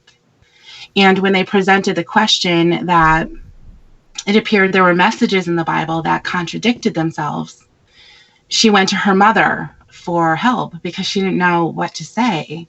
And her mother basically said, well, that doesn't exist. The end of discussion. We're not talking about, just, move along.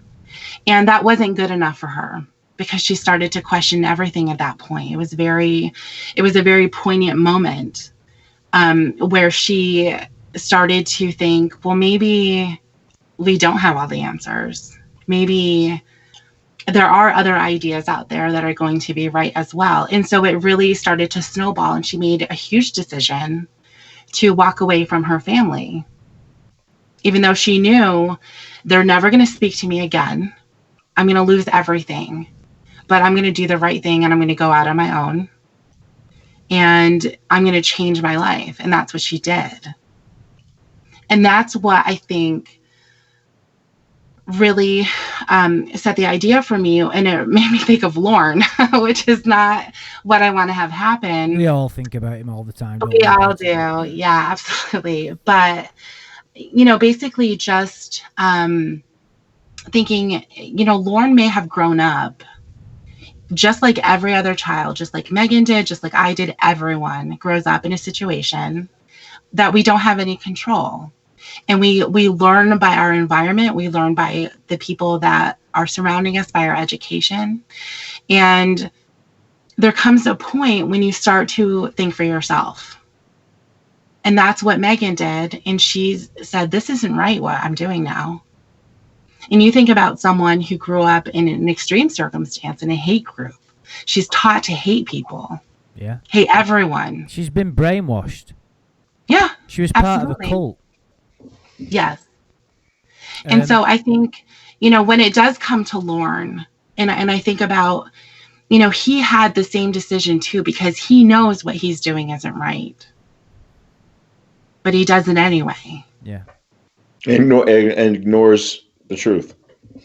And ignores it in an extreme way. Mm-hmm. You know, which is why we're so fascinated with his delusions. It's like the Megan Phelps thing is a great. It's you put it so well is because she made a conscious choice to be better, and at great cost to herself. I mean, ultimately, it's ended up working in her favor because she's become an author. I think she's done well out of it, and it's like, yeah, she deserves to earn a decent living, but the immediate pain and rejection and emotional turmoil that she went through in order to do that was amazing. And that's what's required in this life. You get nowhere without massive sacrifice. And the more that you sacrifice and are willing to go through and work hard to do, like David Goggins, when he runs fucking 50 miles in 10 minutes, that's when you'll get the most benefit from life, and she's proven it. Lorne's too afraid. He's consumed by fear. He doesn't fucking want to do any of that. You know, there is an element of, you know, laziness, sloth. You know, we called him a sloth, didn't we? Of course, that, you know, that's, and he doesn't make that decision. He doesn't. It's just it really interests me, but I suppose, Tiffany, you're best placed to answer this, because he doesn't choose to make that question. Do you identify him as being evil? Yes. And that's something that I wouldn't make that comparison towards anybody, but this is just a perspective. I'm not saying I have the ultimate answer, because I don't. Can I break the tie? He's evil. He's evil as fuck. That's what I think. Right, fair enough. I'm outvoted, so I get it. With an emphatic yes. Yeah. Okay. No, I understand it. I'm not, you know, I don't agree, but I'm not going to tell you you're wrong, because that would be silly. But what does kind of, I am interested in, is that something happened at you want to talk about the school thing, Tiff? The school thing. Yeah, you mean when the basketball with Lorne? No, like when we were talking about something that happened, like there was a school, someone who did the school shooting thing, and we compared them to Lorne. Do you remember? No, I don't. Right, because we were talking about we were talking about Lorne, and about someone who really did horrendous things, and how you viewed them worse. You viewed Lorne worse than that person. Do you not remember? I don't actually. Ugh. I don't know. I'm sorry. No, I'm sorry. Do you not remember? It was something connected to a school incident, and there was a guy. Well, I don't suppose it matters anymore, but there was. We had the example of someone who'd done a high school shooting that you became aware of, and we were talking about evil and bad people, and and you sympathized with that person because of what you knew about what had happened to them, and you actually sympathized with them but didn't with Lorne, which I thought was really interesting. I think that's interesting too. I don't even know what you're talking about. It's my fault for not noting down what we're talking about, because it's kind of eluded the point now. But I suppose the example's not important. I suppose what I could say is you have such a strong. You hate him, don't you? Which is, it's sad, really. Well, you know, I think that I give a lot of leeway to a lot of people.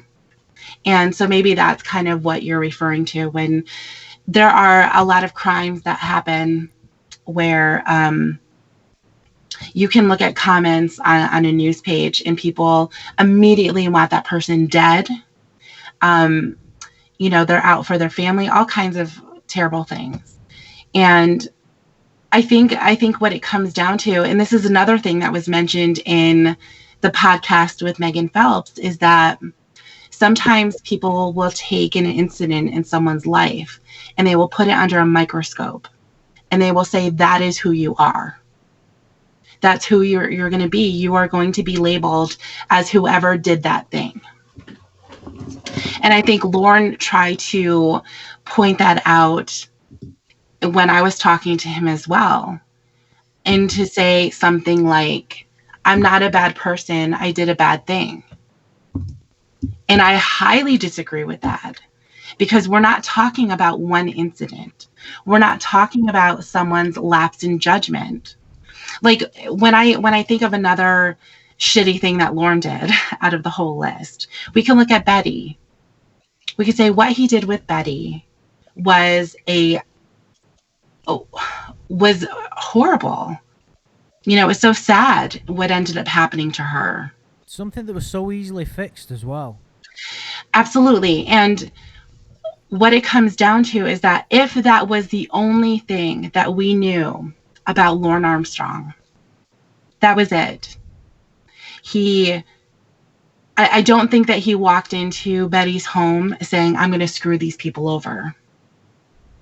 I think that he walked into the home overselling his skill and what he was able to do. And he had gotten away with that type of craftsmanship, if you want to call it that, in the past. Hang on one sec. And so I think he was going to expect the same thing. He was going to get a sum of money. He was going to do the same type of work that he had often done, which is subpar. I think if you were to get an actual carpenter to do that type of stuff. And he didn't manage it well. He's not up to that type of a job. He doesn't know how to manage things financially. He doesn't know how to manage the project so that it's done well. But I don't think he intended for that to happen when it started. Yeah, it wasn't a pre-planned scam. Right. I have a He feeling rolled with it. Yeah, that's an interesting situation. I have a feeling what he did was he probably front loaded. He probably paid everybody first, and then they just let him down. I think that this was during times when he was just throwing money at people. Right. Right. He was he wanted to buy his own home. This home there. And just thinking about these things just snowballs all of these past conversations. I remember I had this really long, drawn-out conversation with him, basically arguing that when he says he put $60,000 into a house that he sold for $8,000, all that's bullshit. Oh, definitely. He never owned that home. He never sold it for $8,000, and he never put $60,000 into it. Right. And he also the 2 truckloads of tools. Yeah. I understand he sold it to somebody for $500 and never delivered it. I have no idea. I heard that somewhere along the, in the storyline. Yeah, I wouldn't be surprised, but I think that, if you were to look at the Betty situation and say that was one moment in time. And I've even said this to Lorne too. What's important is what you do next. What are you going to do now? You made a complete mess out of this project. All of the money is gone. So what are you going to do? Get drunk. Yeah. Well, unfortunately, I'm serious. He's going to cry because that's exactly what he did, didn't he? He left an Instagram message on a thing and started crying. If you think about it, all this money he was given, the $700 for installation, the $700 for heating fuel, all these weird numbers that he was giving to his family. If you think about it, that was all Betty's money he probably was giving out. Sure. So Betty actually has title to the mac and cheese and the meatball and the deviled eggs. It should be hers. Well, the thing is, too, first of all, it's really interesting that every other number is $700, Yeah. $750, 750, Or he throws and this figure out, like he does. He throws the figure out. $237 and what Yeah, for the house, wrap or whatever it was. yeah, definitely. And we see where Lorne gets his material. You see that shack that he lives in. He finds Really? whatever he can on the side of the road, and he takes it, or he gets it from the auction. It's a beautiful plot of land, Andrew, didn't you think? I mean, Oh can yeah, you imagine just getting rid of that trail and just putting up a prefab it's house? Or, beautiful. It's Yeah, beautiful. All picking up, around that area is beautiful. yeah, he's just building on shit, you know? All these absolutely. problems with the trailer. You could just put a prefab house in, take it slowly, live in a trailer while you're building it or do something. When he says Hmm. he's So going yeah, I to go mean, out and clean it's the like yard, we've I mean, said, I'm thinking, he's not grateful for anything. But the point, I suppose, Tiffany, is that the incidents are not isolated. We know this. It's that's right, like the Amanda. the Right. the Rhoda situation is one of the most disturbing, isn't it? Where he thought he It could is. get away with trying it on with someone's young daughter, Hmm. um, because he thought he could get away with it. It's as simple as that. Lorne, I always like to point out as well, because we can get Lorne tunnel vision where we think he's evil personified. There are millions of people like Lorne Armstrong in the world. I'm not trying to say his crime is any less or worse, sorry, any less or better or whatever. There's no judgment with regard to the severity of the crime. It's just important to point out there are millions upon millions of people like Lorne in the world, predators, people that harm children, people that do not care about anybody but themselves because they're consumed with anger, they're consumed with their own self-loathing. Ultimately, when you get down to it, at the very deepest level, and I know this to be true, is that it's all a lack of self-love that justifies people's negative behaviours. If people truly knew what they had and what it was truly like and how they could feel and what benefit they could do to other people, they wouldn't behave badly towards anybody. Um, but the world's a tough place. We live in a very complicated world. It's like you were saying, Tiffany, before. You grow up with your family and the schools you go to. You have no control over that as a kid. Everything is put on your plate, and you're like, right, these are your parents, these are your friends, this is your school, these are your abilities, get on with it. And we're given as a guidance religion, which is outdated to say the least. And it's a tough world, and it's no wonder that there's millions of monsters around. With With the Lorne, Rhoda thing was not something that was spontaneous, in my view. I mean, listening to him leading up to it, he was trying to clear the way. He was trying to make sure nobody could hear her or him. He was trying to make sure her mother was in the shower. All this, he was setting it up. This is not something that he had this in mind.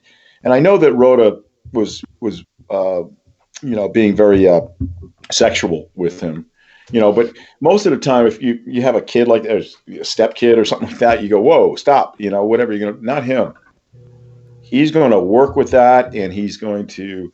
That's where the evil was for me. The evil was the setting it all up in making sure he not only does it but gets away with it.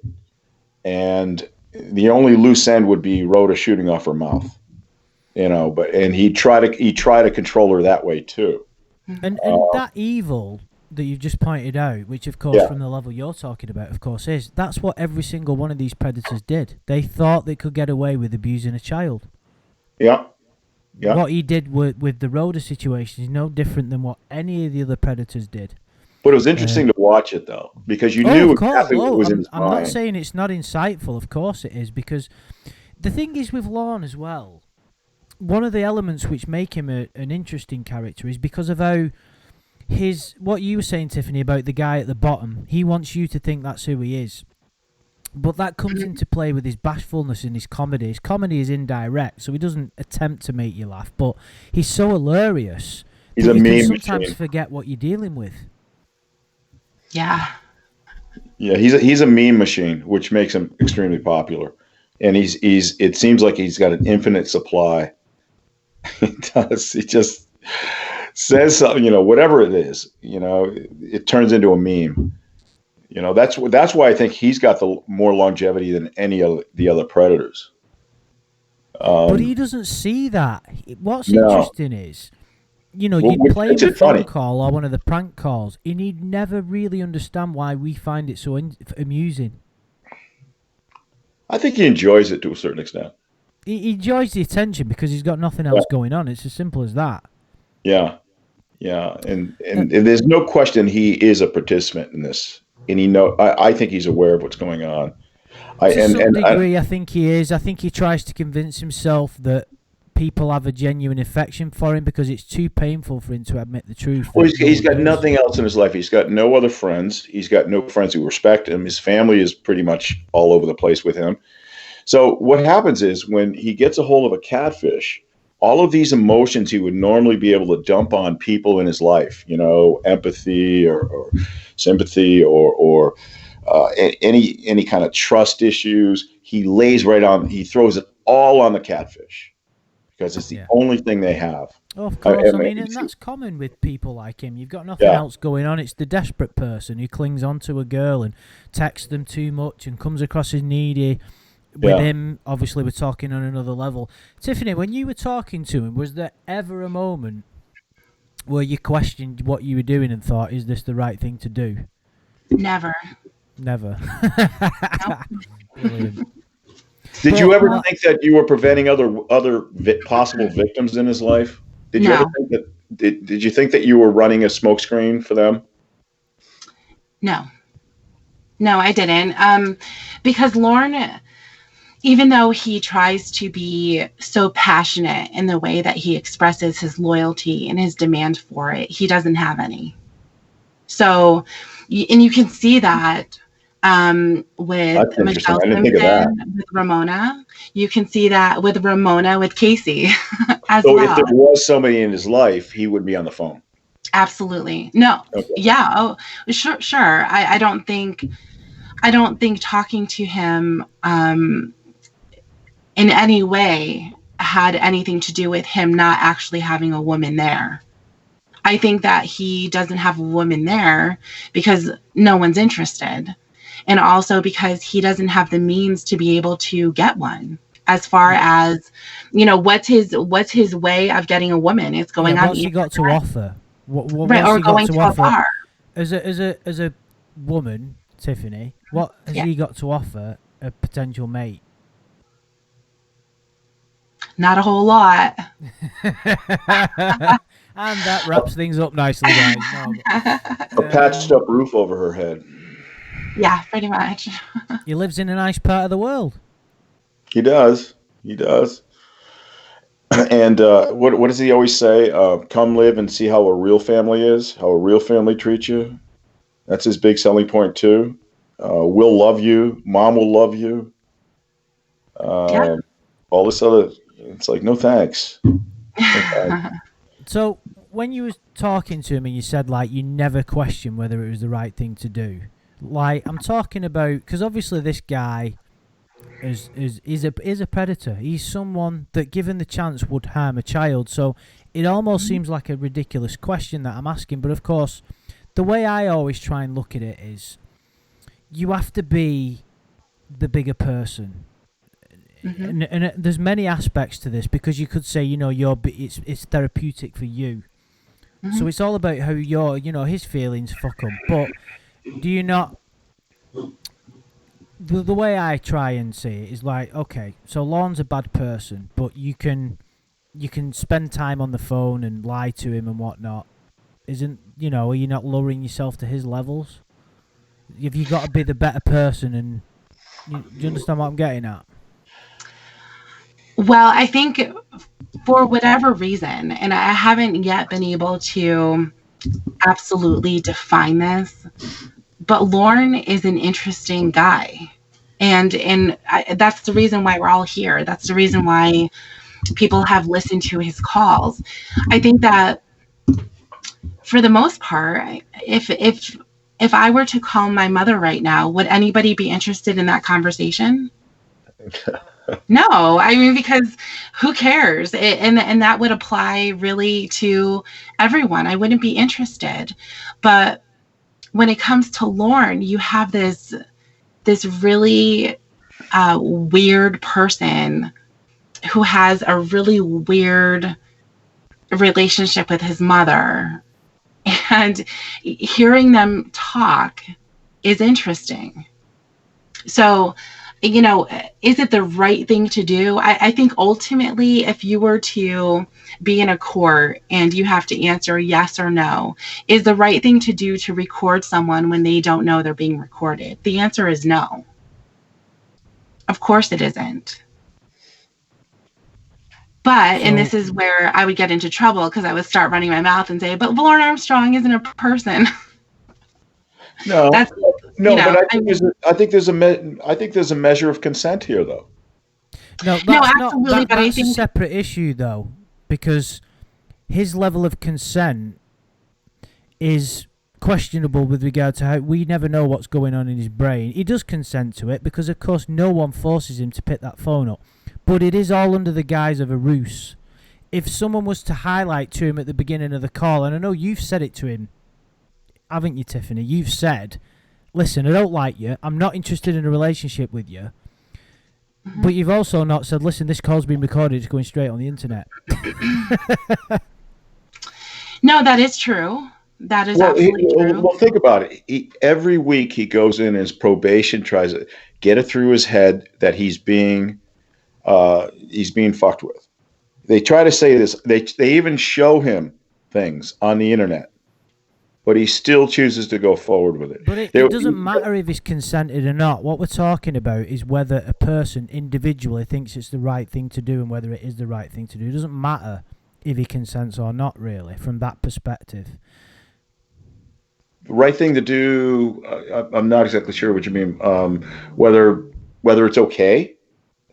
Well, this is one of the fun things which is to explore, because there's a lot of aspects. It's like what we're talking about, people find it therapeutic, people get entertainment out of it, and all that we've got to worry about is this guy's feelings, and he kind of doesn't deserve any empathy. But, of course, if you're going to behave, I was talking about before about being a good person, you have to act in a way which would not normally be the done thing. So in other words, you've got a guy like Lorne who's a child predator. The ordinary human behaviour would be, let's fucking have this guy, let's beat the shit out of him, let's leave him in a road, or even worse, let's do whatever, fucking put him in a ditch and bury him. But you have to give somebody the justice that they've denied somebody else. Otherwise, you know better than they are.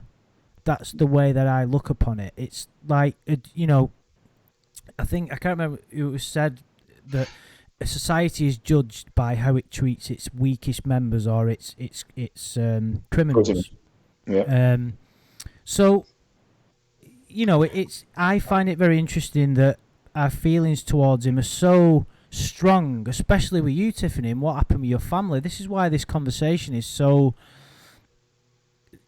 interesting. It's filled with emotion. You got a bit upset before, and it's difficult for us all to hear. And it's not about what's best for that guy. Well, Andrew, let me just say something. There's a big difference between Lorne and other people, as you say. Is it right to do? And the reason why I'm carving out an exception for Lorne is because this guy came out of prison swinging. He came out of prison with a lawsuit. He tried to use social media to address his point. Go on the internet, start a petition. That deserves a pushback. The medical doctor tried to discredit NBC and got a whole legal team to try and get himself off. Is that not the same thing? No, you don't see Maurice getting on the air. Because he's not a fucking moron. Right. Well, again, I'm not going to. We can debate whether Lorne has any intelligence or not. I think he's a little bit more intelligent than we all think he is. That's my view. I've heard some of his discussions where he was extremely coherent, and he was following the conversations, and it was kind of a little complicated, but he followed it very well. But like I said, It's almost a free speech issue. Bad speech, which is his, should be countered by other speech, and that's how it works. That's how it works in our society here in the United States. So if he's going to send out stuff on the internet talking about how NBC is bad, how perverted justice is got paid $100,000, how his lawyer didn't do his work for him, how he really didn't do what he said he did, that calls for pushback. And then he continues over and over. He is sticking out his chin at the community. He's sticking out his chin. I agree. I believe so. He's called us disgusting. He's called us all kinds of stuff. You know? Of course. It would seem this guy has not got a leg to stand on. Compare that to another guy. There's another guy. I don't know if anybody else has seen this on YouTube. I can't remember his name. It was one of those almost first name, second name repeated, like Albert Albertson or something like that. Robert Robertson. I can't remember the name. This guy's a pedophile up in Portland, Oregon. He's a self-proclaimed pedophile. And I don't think he's ever gotten into trouble yet because he's not in the RSO, but based on what he's done, what he does is he goes around to playgrounds and he takes photographs of little girls and puts it on his pedo website. When that came out, the community was like all over it. It was in the news, but nobody could do anything about it. But this guy now can't even leave his home. The last video that he posted showed a big welt on the side of his head. You know, this guy is kind of what Lorne does, but it's a continuing. It's kind of a continuing crime that he does. But this guy got the pushback too, and in a big way. And like I said, he can't even leave his house now. Things could be a lot worse for Lorne. That's basically what my point is. And I mean, it's like we brought that up before, didn't we? Gratitude isn't something that's in his. It's just not something that he's learned.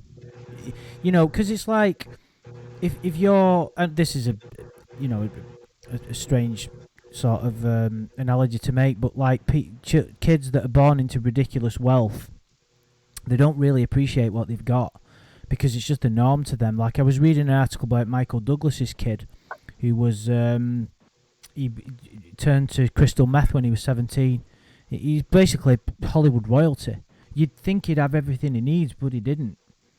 You know, you grow up with that kind of privilege, and it doesn't really mean anything unless you've been taught it and you've been showed what life is like for most people. You'd never appreciate it. And Lorne is so caught up in his own bullshit, and even when he was in the courtroom, I remember him whinging and complaining that the cuffs were on too tight. Do you remember that?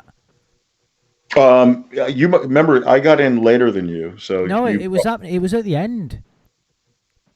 Oh, when he was being let out, he was complaining to his guy, his legal guy, that it just hit me that this is a guy who's been treated very leniently by the judge, only given 6 months.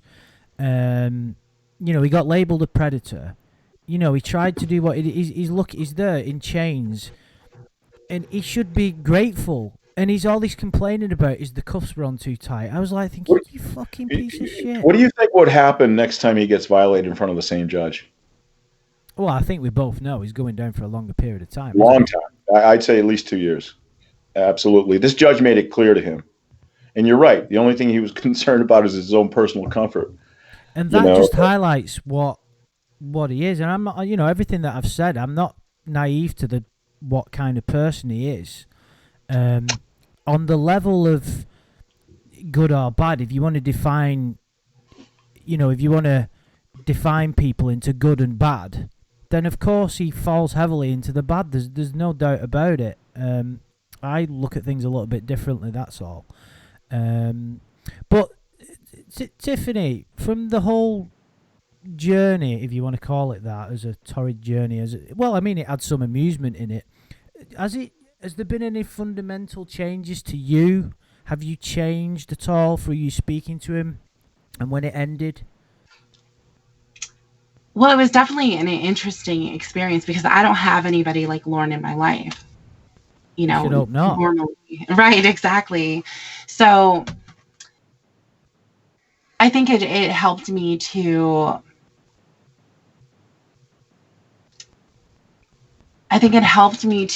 talk to him, especially at the end, in asking the types of questions that I was able to try to get some answers. And I think it really proved to me the point that he cannot be saved. He can't be changed. Did you ever see that movie Shutter Island? Yeah. Mm-hmm. So when the main guy is on this island, and you find out at the end that it's just this big experiment to see if it's ever possible for him to be normal. And you think that he's sort of getting there. And then at the end, he says something very clear that basically proves Spoiler everything failed. Killed his wife. Well, this is a really old movie, so hopefully it's not a spoiler. Leonardo. Yeah, but basically, you know, that's what it came down to, and was like, okay, well, I guess that's pretty much it. So for me, I think it got to the point where I was able to say to myself, he is an evil person.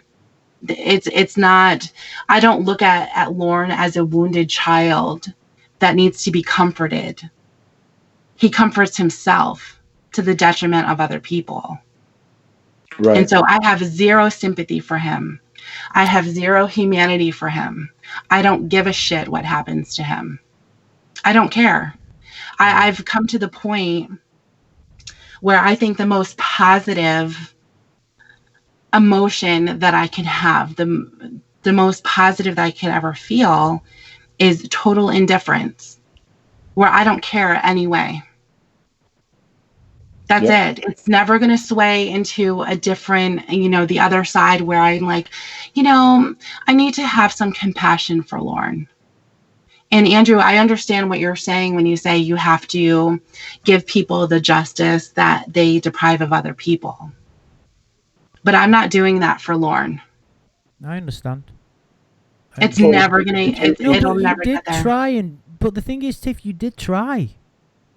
Well, the thing, I think when you're hearing me be a little bit more gentle with Lorne, that's a way of getting him to talk more. I sensed you were trying to, I'm not saying you were doing it for him, because I know that you weren't, but you was trying to break through the shit, weren't you?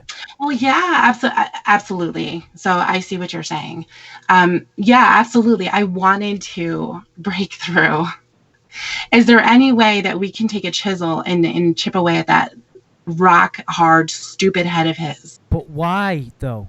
Because what really fascinates me is, why would you not, after everything that you've been through, want to fucking torture the fuck out of that guy, rather than do what you did? And I'm not saying other people haven't tried, because I know that they have, and then just thought, fuck it, there's no helping this guy, so I get it.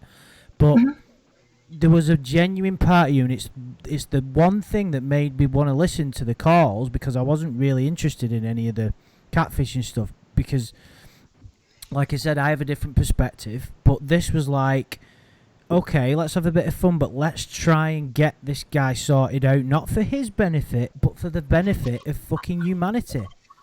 And I think that's absolutely true. I think, you know, it's really for the benefit of humanity. You know, I like I had mentioned when we first started, I'm usually more serious. You know, I'm not really like this out there funny person. I think that I tend to see things more seriously, and I'm able to have those types of conversations out of curiosity. Yeah, I want to see how much I can get out of him. Like, what is it? You know, because, like, yeah, we can make fun of him, and we can get him to, you know, wave at the sky. You know, we're both watching him, and those things are all funny. I mean, I've never laughed so hard in my life, you know, when those things were happening. I'm hysterical. But then for me, for my personality being more serious, having the conversation with Lorne and trying to break it down. Like, are you even capable of seeing this? Are you able to actually acknowledge, not just be defensive and say, yeah, I know I did that stupid shit, or I said that shit in the chat log, because he can't deny it. It's there. But to actually that's the thing. He has denied it. No, but he knows that the chat log is there. And your questions are very carefully worded toward him too. Like when we talked about this before, but the time that he knew he was going to get drunk, go to Tony's, and he knew he was going to drive, the question wasn't, why did you do it? Because that's where all that rationalization comes in. The question was, what were you thinking? What was going on in your mind? And you kept asking him that throughout the toward the tail end of your involvement, I guess. And you were just trying to get kind of get him to spitball what he was actually thinking in his brain, rather than putting it together in his own conclusion and then spinning it out the way he wants. You were just saying, what were you thinking? And that you can never pin him down on that, unfortunately. But no, he never answered. Yeah. He never answered. And I think No, go ahead. I'm sorry. No, I was just saying that, there was a moment, I think, when I was talking to him, and we were sort of getting to the point of maybe figuring out, like, he wants to do. Where did this all start for you? Did it start with something? Do you remember having your first initial sexual reaction to a child? And he made mention on his own that he was hearing about something on the news about a child being abused, about the actual crime, and that it piqued his interest. Can I just interrupt you there? I do apologize. I'm not being rude. When that got brought up, did you ask him a direct question? Was that like unsolicited, a little bit like the first victim thing or the bunkie thing? Do you understand the question? I can't. He volunteered it. Yeah, I can't. Yeah, I can't remember exactly. I think it may have just been I think it was more along the lines of trying to figure out where did it start for you? Yeah. Do you remember? And that's when he brought that out. It wasn't like he brought that up. You didn't ask him a leading question and say, "Did you watch a news report and get turned on?" Right. No. And I know that, and I can understand where it gives the appearance that I am leading, because I am sometimes. I can see that, when I've listened back and say, oh yeah, I was totally like, I knew my answer. I wasn't going to stop until I heard it, type of a thing. Yeah, but you know what he did? He backtracked on that, right? He always takes one step forward, 2 steps back. He did. And so that was the thing. I think in another conversation shortly thereafter, when we got back to that, and I said, remember when you said, yeah, I did, because that was the moment where I'm like, okay, bye. I got to go. I'm not, we're not going to do this. No, I'm not going backwards with you. If you want to get him to admit it was very frustrating. Yeah. Yeah. So, I mean, that was, I think, just kind of the defining moment. Like, okay, you know what? You are basically saying again that something that you volunteered, that when you're saying you want to figure this out, but really all you're trying to do is find the answer, whatever that is going to give you and everyone else assurance that you're not as bad as what you really are. And win you over at the same time. Oh, yeah, totally. I mean, that was the only reason why he hung in there. Right. Well, that leads me to, first of all, is it a duke or a prince? I'm confused. Which is it? It's a prince, not a duke. Okay, he's a prince. Okay. Yeah. I'm curious. I don't want to be a spoiler alert, but do you plan on ever talking to him again? No. And you made that decision when, like, before he got arrested or after he got arrested? Yeah, I would say probably. I mean, I did talk to him a couple of times when he was in jail. This was before he was his final hearing. Right. And I think that it was just, again, it was like, okay, we have this thing happening. We want as much information as we can get, because we're not going to see something posted on Pacer about the conversation he had with his attorney. So we need to get that from him. Oh, no, I loved it. That was great. Yeah. So, I mean, so hearing, so it was like, why, if you had an opportunity to talk to him again, why you wouldn't? There's no interest. I don't see why I would. I don't know what I would be getting out of it. Yeah. Do you know if he made any attempts to reach you? Has he made attempts? Yeah, since he's been in jail. Oh, he did. Before you sent to New Jersey? Yeah, definitely. Yeah, okay. He had been trying to call when he had his first hearing, I think, when he was ordered to stay there. He definitely tried to call. Right. And he tried to call a few times, but those calls are collect, so there's no way for me to do that. But yeah, he has tried, and I have a feeling he will try again. I think that even if it were to come out and say, hey, Lorne, my name's not Debbie. Yeah. And, I am a part of this community. And I spoke to you, as a catfish, but then also, as someone who was asking you questions, wanting to get information. He would take you back. Oh, yeah, absolutely he would. He did it to Ramona even after everything that happened. Yeah, I mean, she did that exact thing. She said, hey, my name's not Ramona. You would know nothing about me, basically. Everything I've told you is total horseshit. And his response a couple of months later is, but do you love me? But do you love me? That was a big moment for me. I was like, did he just really say that? What was that bit when you was really laying into him and he went, oh, you sound cute, love me anyway. You sound beautiful. What was it you were saying to him? You were saying some really nasty shit to him as well.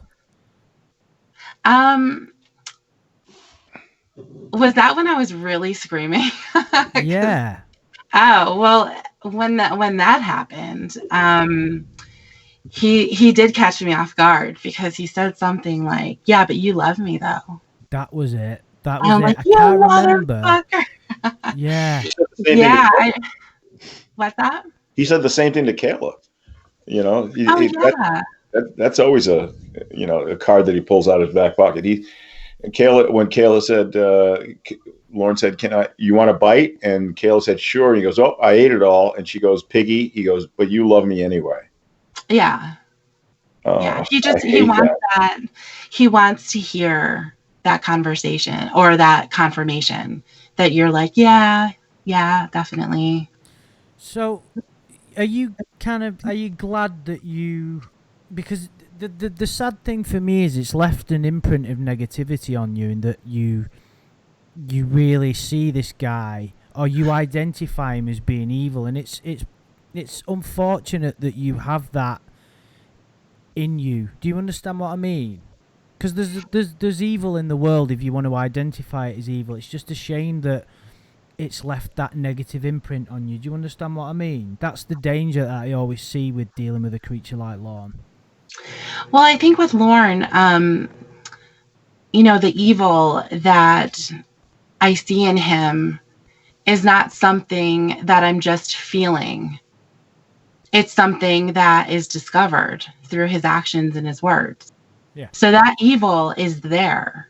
So when he will say directly to you, the only underage girl I ever spoke to was that decoy.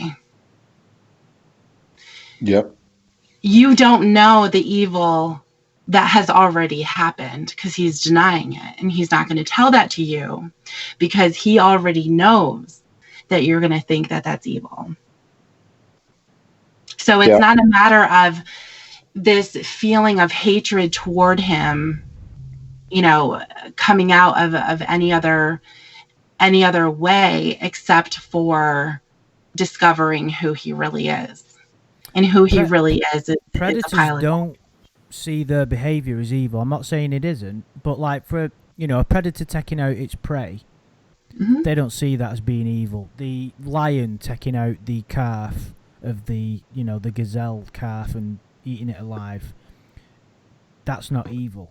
But Lorne is the same in that he doesn't identify it that way. We know it is, but he doesn't. From his perspective, he's a predator seeking out his prey. Always on the prowl. Always on the prowl. I think for Lorne is that he's able to know that his behavior is evil because he's able to identify everyone else as who he is. Yeah, that's really interesting. That's an interesting point to He make. is always on the prowl. He is always, if he was driving down the road and saw an 18-year-old hitchhiker who was obviously on drugs or something and messed up, he would pick her up and he would try to do something. He is always on the prowl, always. Mm-hmm. I guarantee if anybody is vulnerable in front of him and they're reasonably attractive to him, he will do his best. Yeah, that's what people like Lorne do. That's what predators do. Yeah. Right, and when you say attractive to him, it's going to be anybody. It pretty much, yeah. Yeah. I mean, because unless they're Wendy. Well, Wendy, I don't think she wants him either. So, that's a surprise. I think they're both safe. But he does see every single female as a potential girlfriend. That's why I think the AA classes that he'll be going to will be a hunting ground for him. Yeah, I mean, well, from what I've heard, it kind of is for everybody. People who get involved in relationships with those who are also in treatment. It's because they're not necessarily predators. I mean, I can't say that. There are mutual attractions. Absolutely. That way. Yeah. In Lorne's case, there wouldn't be a mutual attraction. I don't think. Unless somebody's so broken and blind, I don't know. But that would be perfect for him because all those women, any woman in there would be vulnerable. Their life would be probably most likely kind of a mess. And that's exactly what Lorne's looking for. I suppose there's differences in these predators. For instance, let's look at I don't mean the severity of the crimes or anything, but if you look at the Woolen, the doctor, I like to make him as a comparison because he's probably the most maybe the most successful or well-established person that you might meet. Someone who, I don't know whether he's good looking or not, but bit of money, great job. You wouldn't ever think he'd have problems finding women. He was already married, but he had a fantasy of being with a young girl. Now, Lorne maybe does, but he just seeks out anything that's female. He's like this, like I said, I make the comparison of the serpent predator who sniffs who sticks his tongue out looking for anything. Do you understand what I mean? There's like a distinction there. Do you understand what I'm getting at? Well, I do in a way, but I also would say that the reason Lorne looks for any female because he needs a female in his life. He's never had one.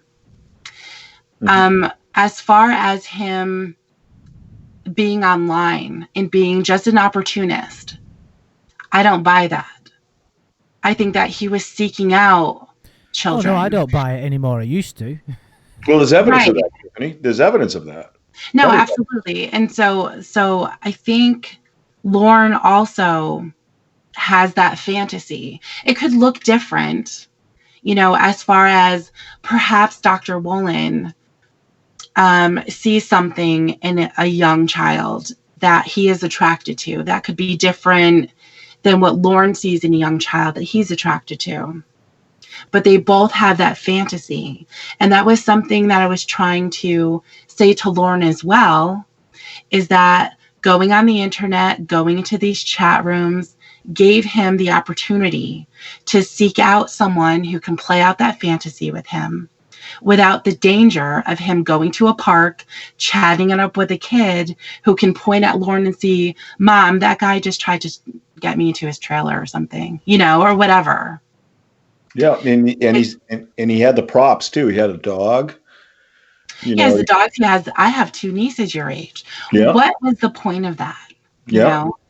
And I think that he, part of his attraction to the young kids was also started when he was around his nieces and his nephews, around their friends, because that was something that he had mentioned too, was that one of his nieces went on the computer one day and he allowed her to go into a chat room as a 12-year-old.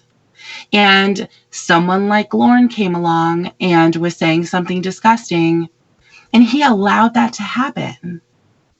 He got upset about it, and he said that she started to cry because he was getting upset. And I'm sure that she was afraid and didn't know. Wouldn't that be weird if he was using that predator to groom his own niece, to get her used to those issues? Wouldn't that be weird? That's why he let her. Yeah, it would be weird. I don't know if that's what he was doing, but I certainly think that he was more interested in his nieces with their physical bodies, and also he was interested in their friends because they were often around. He was Uncle Lorne. Let's go to Uncle Lorne's house. I always had their own bedrooms there. Yeah, there was something a little too, everyone has to look at someone who's too interested in kids. Well, look at his choice of undergarment for children, or for Kayla. Yeah. White panties and bra. Right. That's usually associated with children. So I can see through it. It makes you wonder whether his nieces, he saw white panties. Usually I don't know much about training bras, but I assume they're mostly white. Yeah. And he brings up his nieces a lot in that chat, and which means the white thong. He associated his sexual attraction to Kayla to his nieces. Otherwise, they wouldn't have been brought up so much. I know he used them as a look, I'm a good guy, but I don't. It's disturbing to me more than any other aspect to think about the niece situation, because he was around them, and no wonder there's certain elements of his family that don't want anything to do with him. It's exactly. Quite a. What do you think about Amanda James's question? Can you see that? Let me see.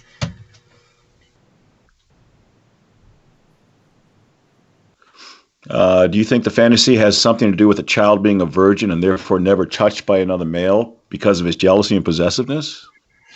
I don't know if you think the virgin thing is that important to him. I think that's part of the fantasy. Yeah. That goes along with being a young child. You would assume that someone who's 13 is going to be a virgin. Yeah. But I don't think that would stop him. No, it wouldn't stop him. Absolutely not. Mm-hmm. No. Yeah, and I agree with Johnny.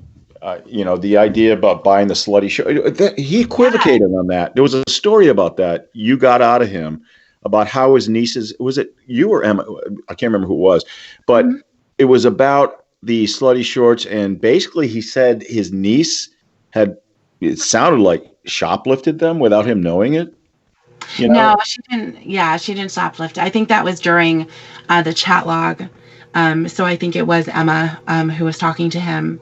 And he basically said that she maybe asked his permission to buy something, or she didn't even ask. She just put it in the cart so that when he went to go pay for it, it was like there. So he bought it. What's this business about him feeling so proud that he asked her? That was part. Well, that I think was part of his fantasy. Yeah. Is that his daughter, God, his niece came out, wearing these shorts and was like, "Can I have these?" And he was so stupid. He was so stupid when it came to Kayla. Can you imagine being Dr. Moore and your daughter first asking for a lock on the door, second asking for a white pair of thongs? You think, what the hell's going on with this kid? He'd be caught in like 1 month, probably less than that. Right. He was so stupid. No, absolutely, without a doubt. Sassy's right. The inexperience of the girl is what's important because they can't judge him or criticize him. I think Yeah, that's important. And he wants someone for his own as well. I think it's important to say that you know, it doesn't take a genius to work out that that aspect of no one else having been there, because he's so insecure, he doesn't have to worry about anybody else. I'm not necessarily sure it's a conscious decision he's making, but I know that there'll be subconsciously, if nothing else. He tried to groom Kayla to be his sex slave, to be his woman, you know, because he was fulfilling every fantasy. He didn't have to. You know, that's why he got so pissed when Derek reared his head. Derek, I love Derek. Yeah. Let's see, Amanda James too. You know, this guy's all over the place, but I think he was certainly, definitely focused on one of the things about focusing on kids is that most other males won't do that, so he'll have less competition too. So chances are he may have tried to woo a mature woman or something, and then he was beat back by 20 other guys who were talking to her. He didn't like that. My guess is that's probably what happened too. So it was out of necessity and opportunity. That's what I think. We're gonna have to. We've been going for a very long time. It's been pretty intense. So just before we go, and I thank my participants. You've kind of, Shin, while you've been a Lornographer, you've kind of been on a journey as well. It's kind of changed you a little bit. Do you want to just touch upon that a little bit? Yeah, I mean, like anything else. I mean, you always judge how something is by how your life is going. In other words, you know, for instance, if you have a problem with alcohol, if you're having negative experiences, Tiffany, you actually expressed this to Lorne once.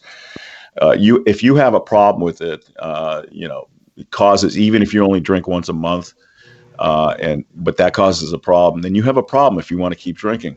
And I haven't found any of those problems with Lornography for me. As a matter of fact, I found the opposite. I found it to be an extremely relaxing pastime for me, especially, you know, as I told you, I went through that physical journey for the last year and a half or so. And it was after coming back from the gym and eating the right food and all that stuff and going through the pain, it was so much easier to just sit back in the lazy boy and just listen to this almost like ASMR. So that was good. But there were things that were picked up along the way. Like, for instance, you and I talked a couple of weeks ago, and I had an argument with one of my friends. And I remember I had done something for him a few, I don't know, whether it was a year ago or 2 years ago.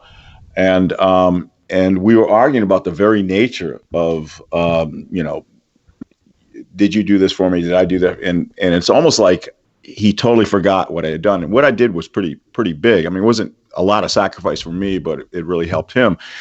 And it really bothered me that I had to bring it up again.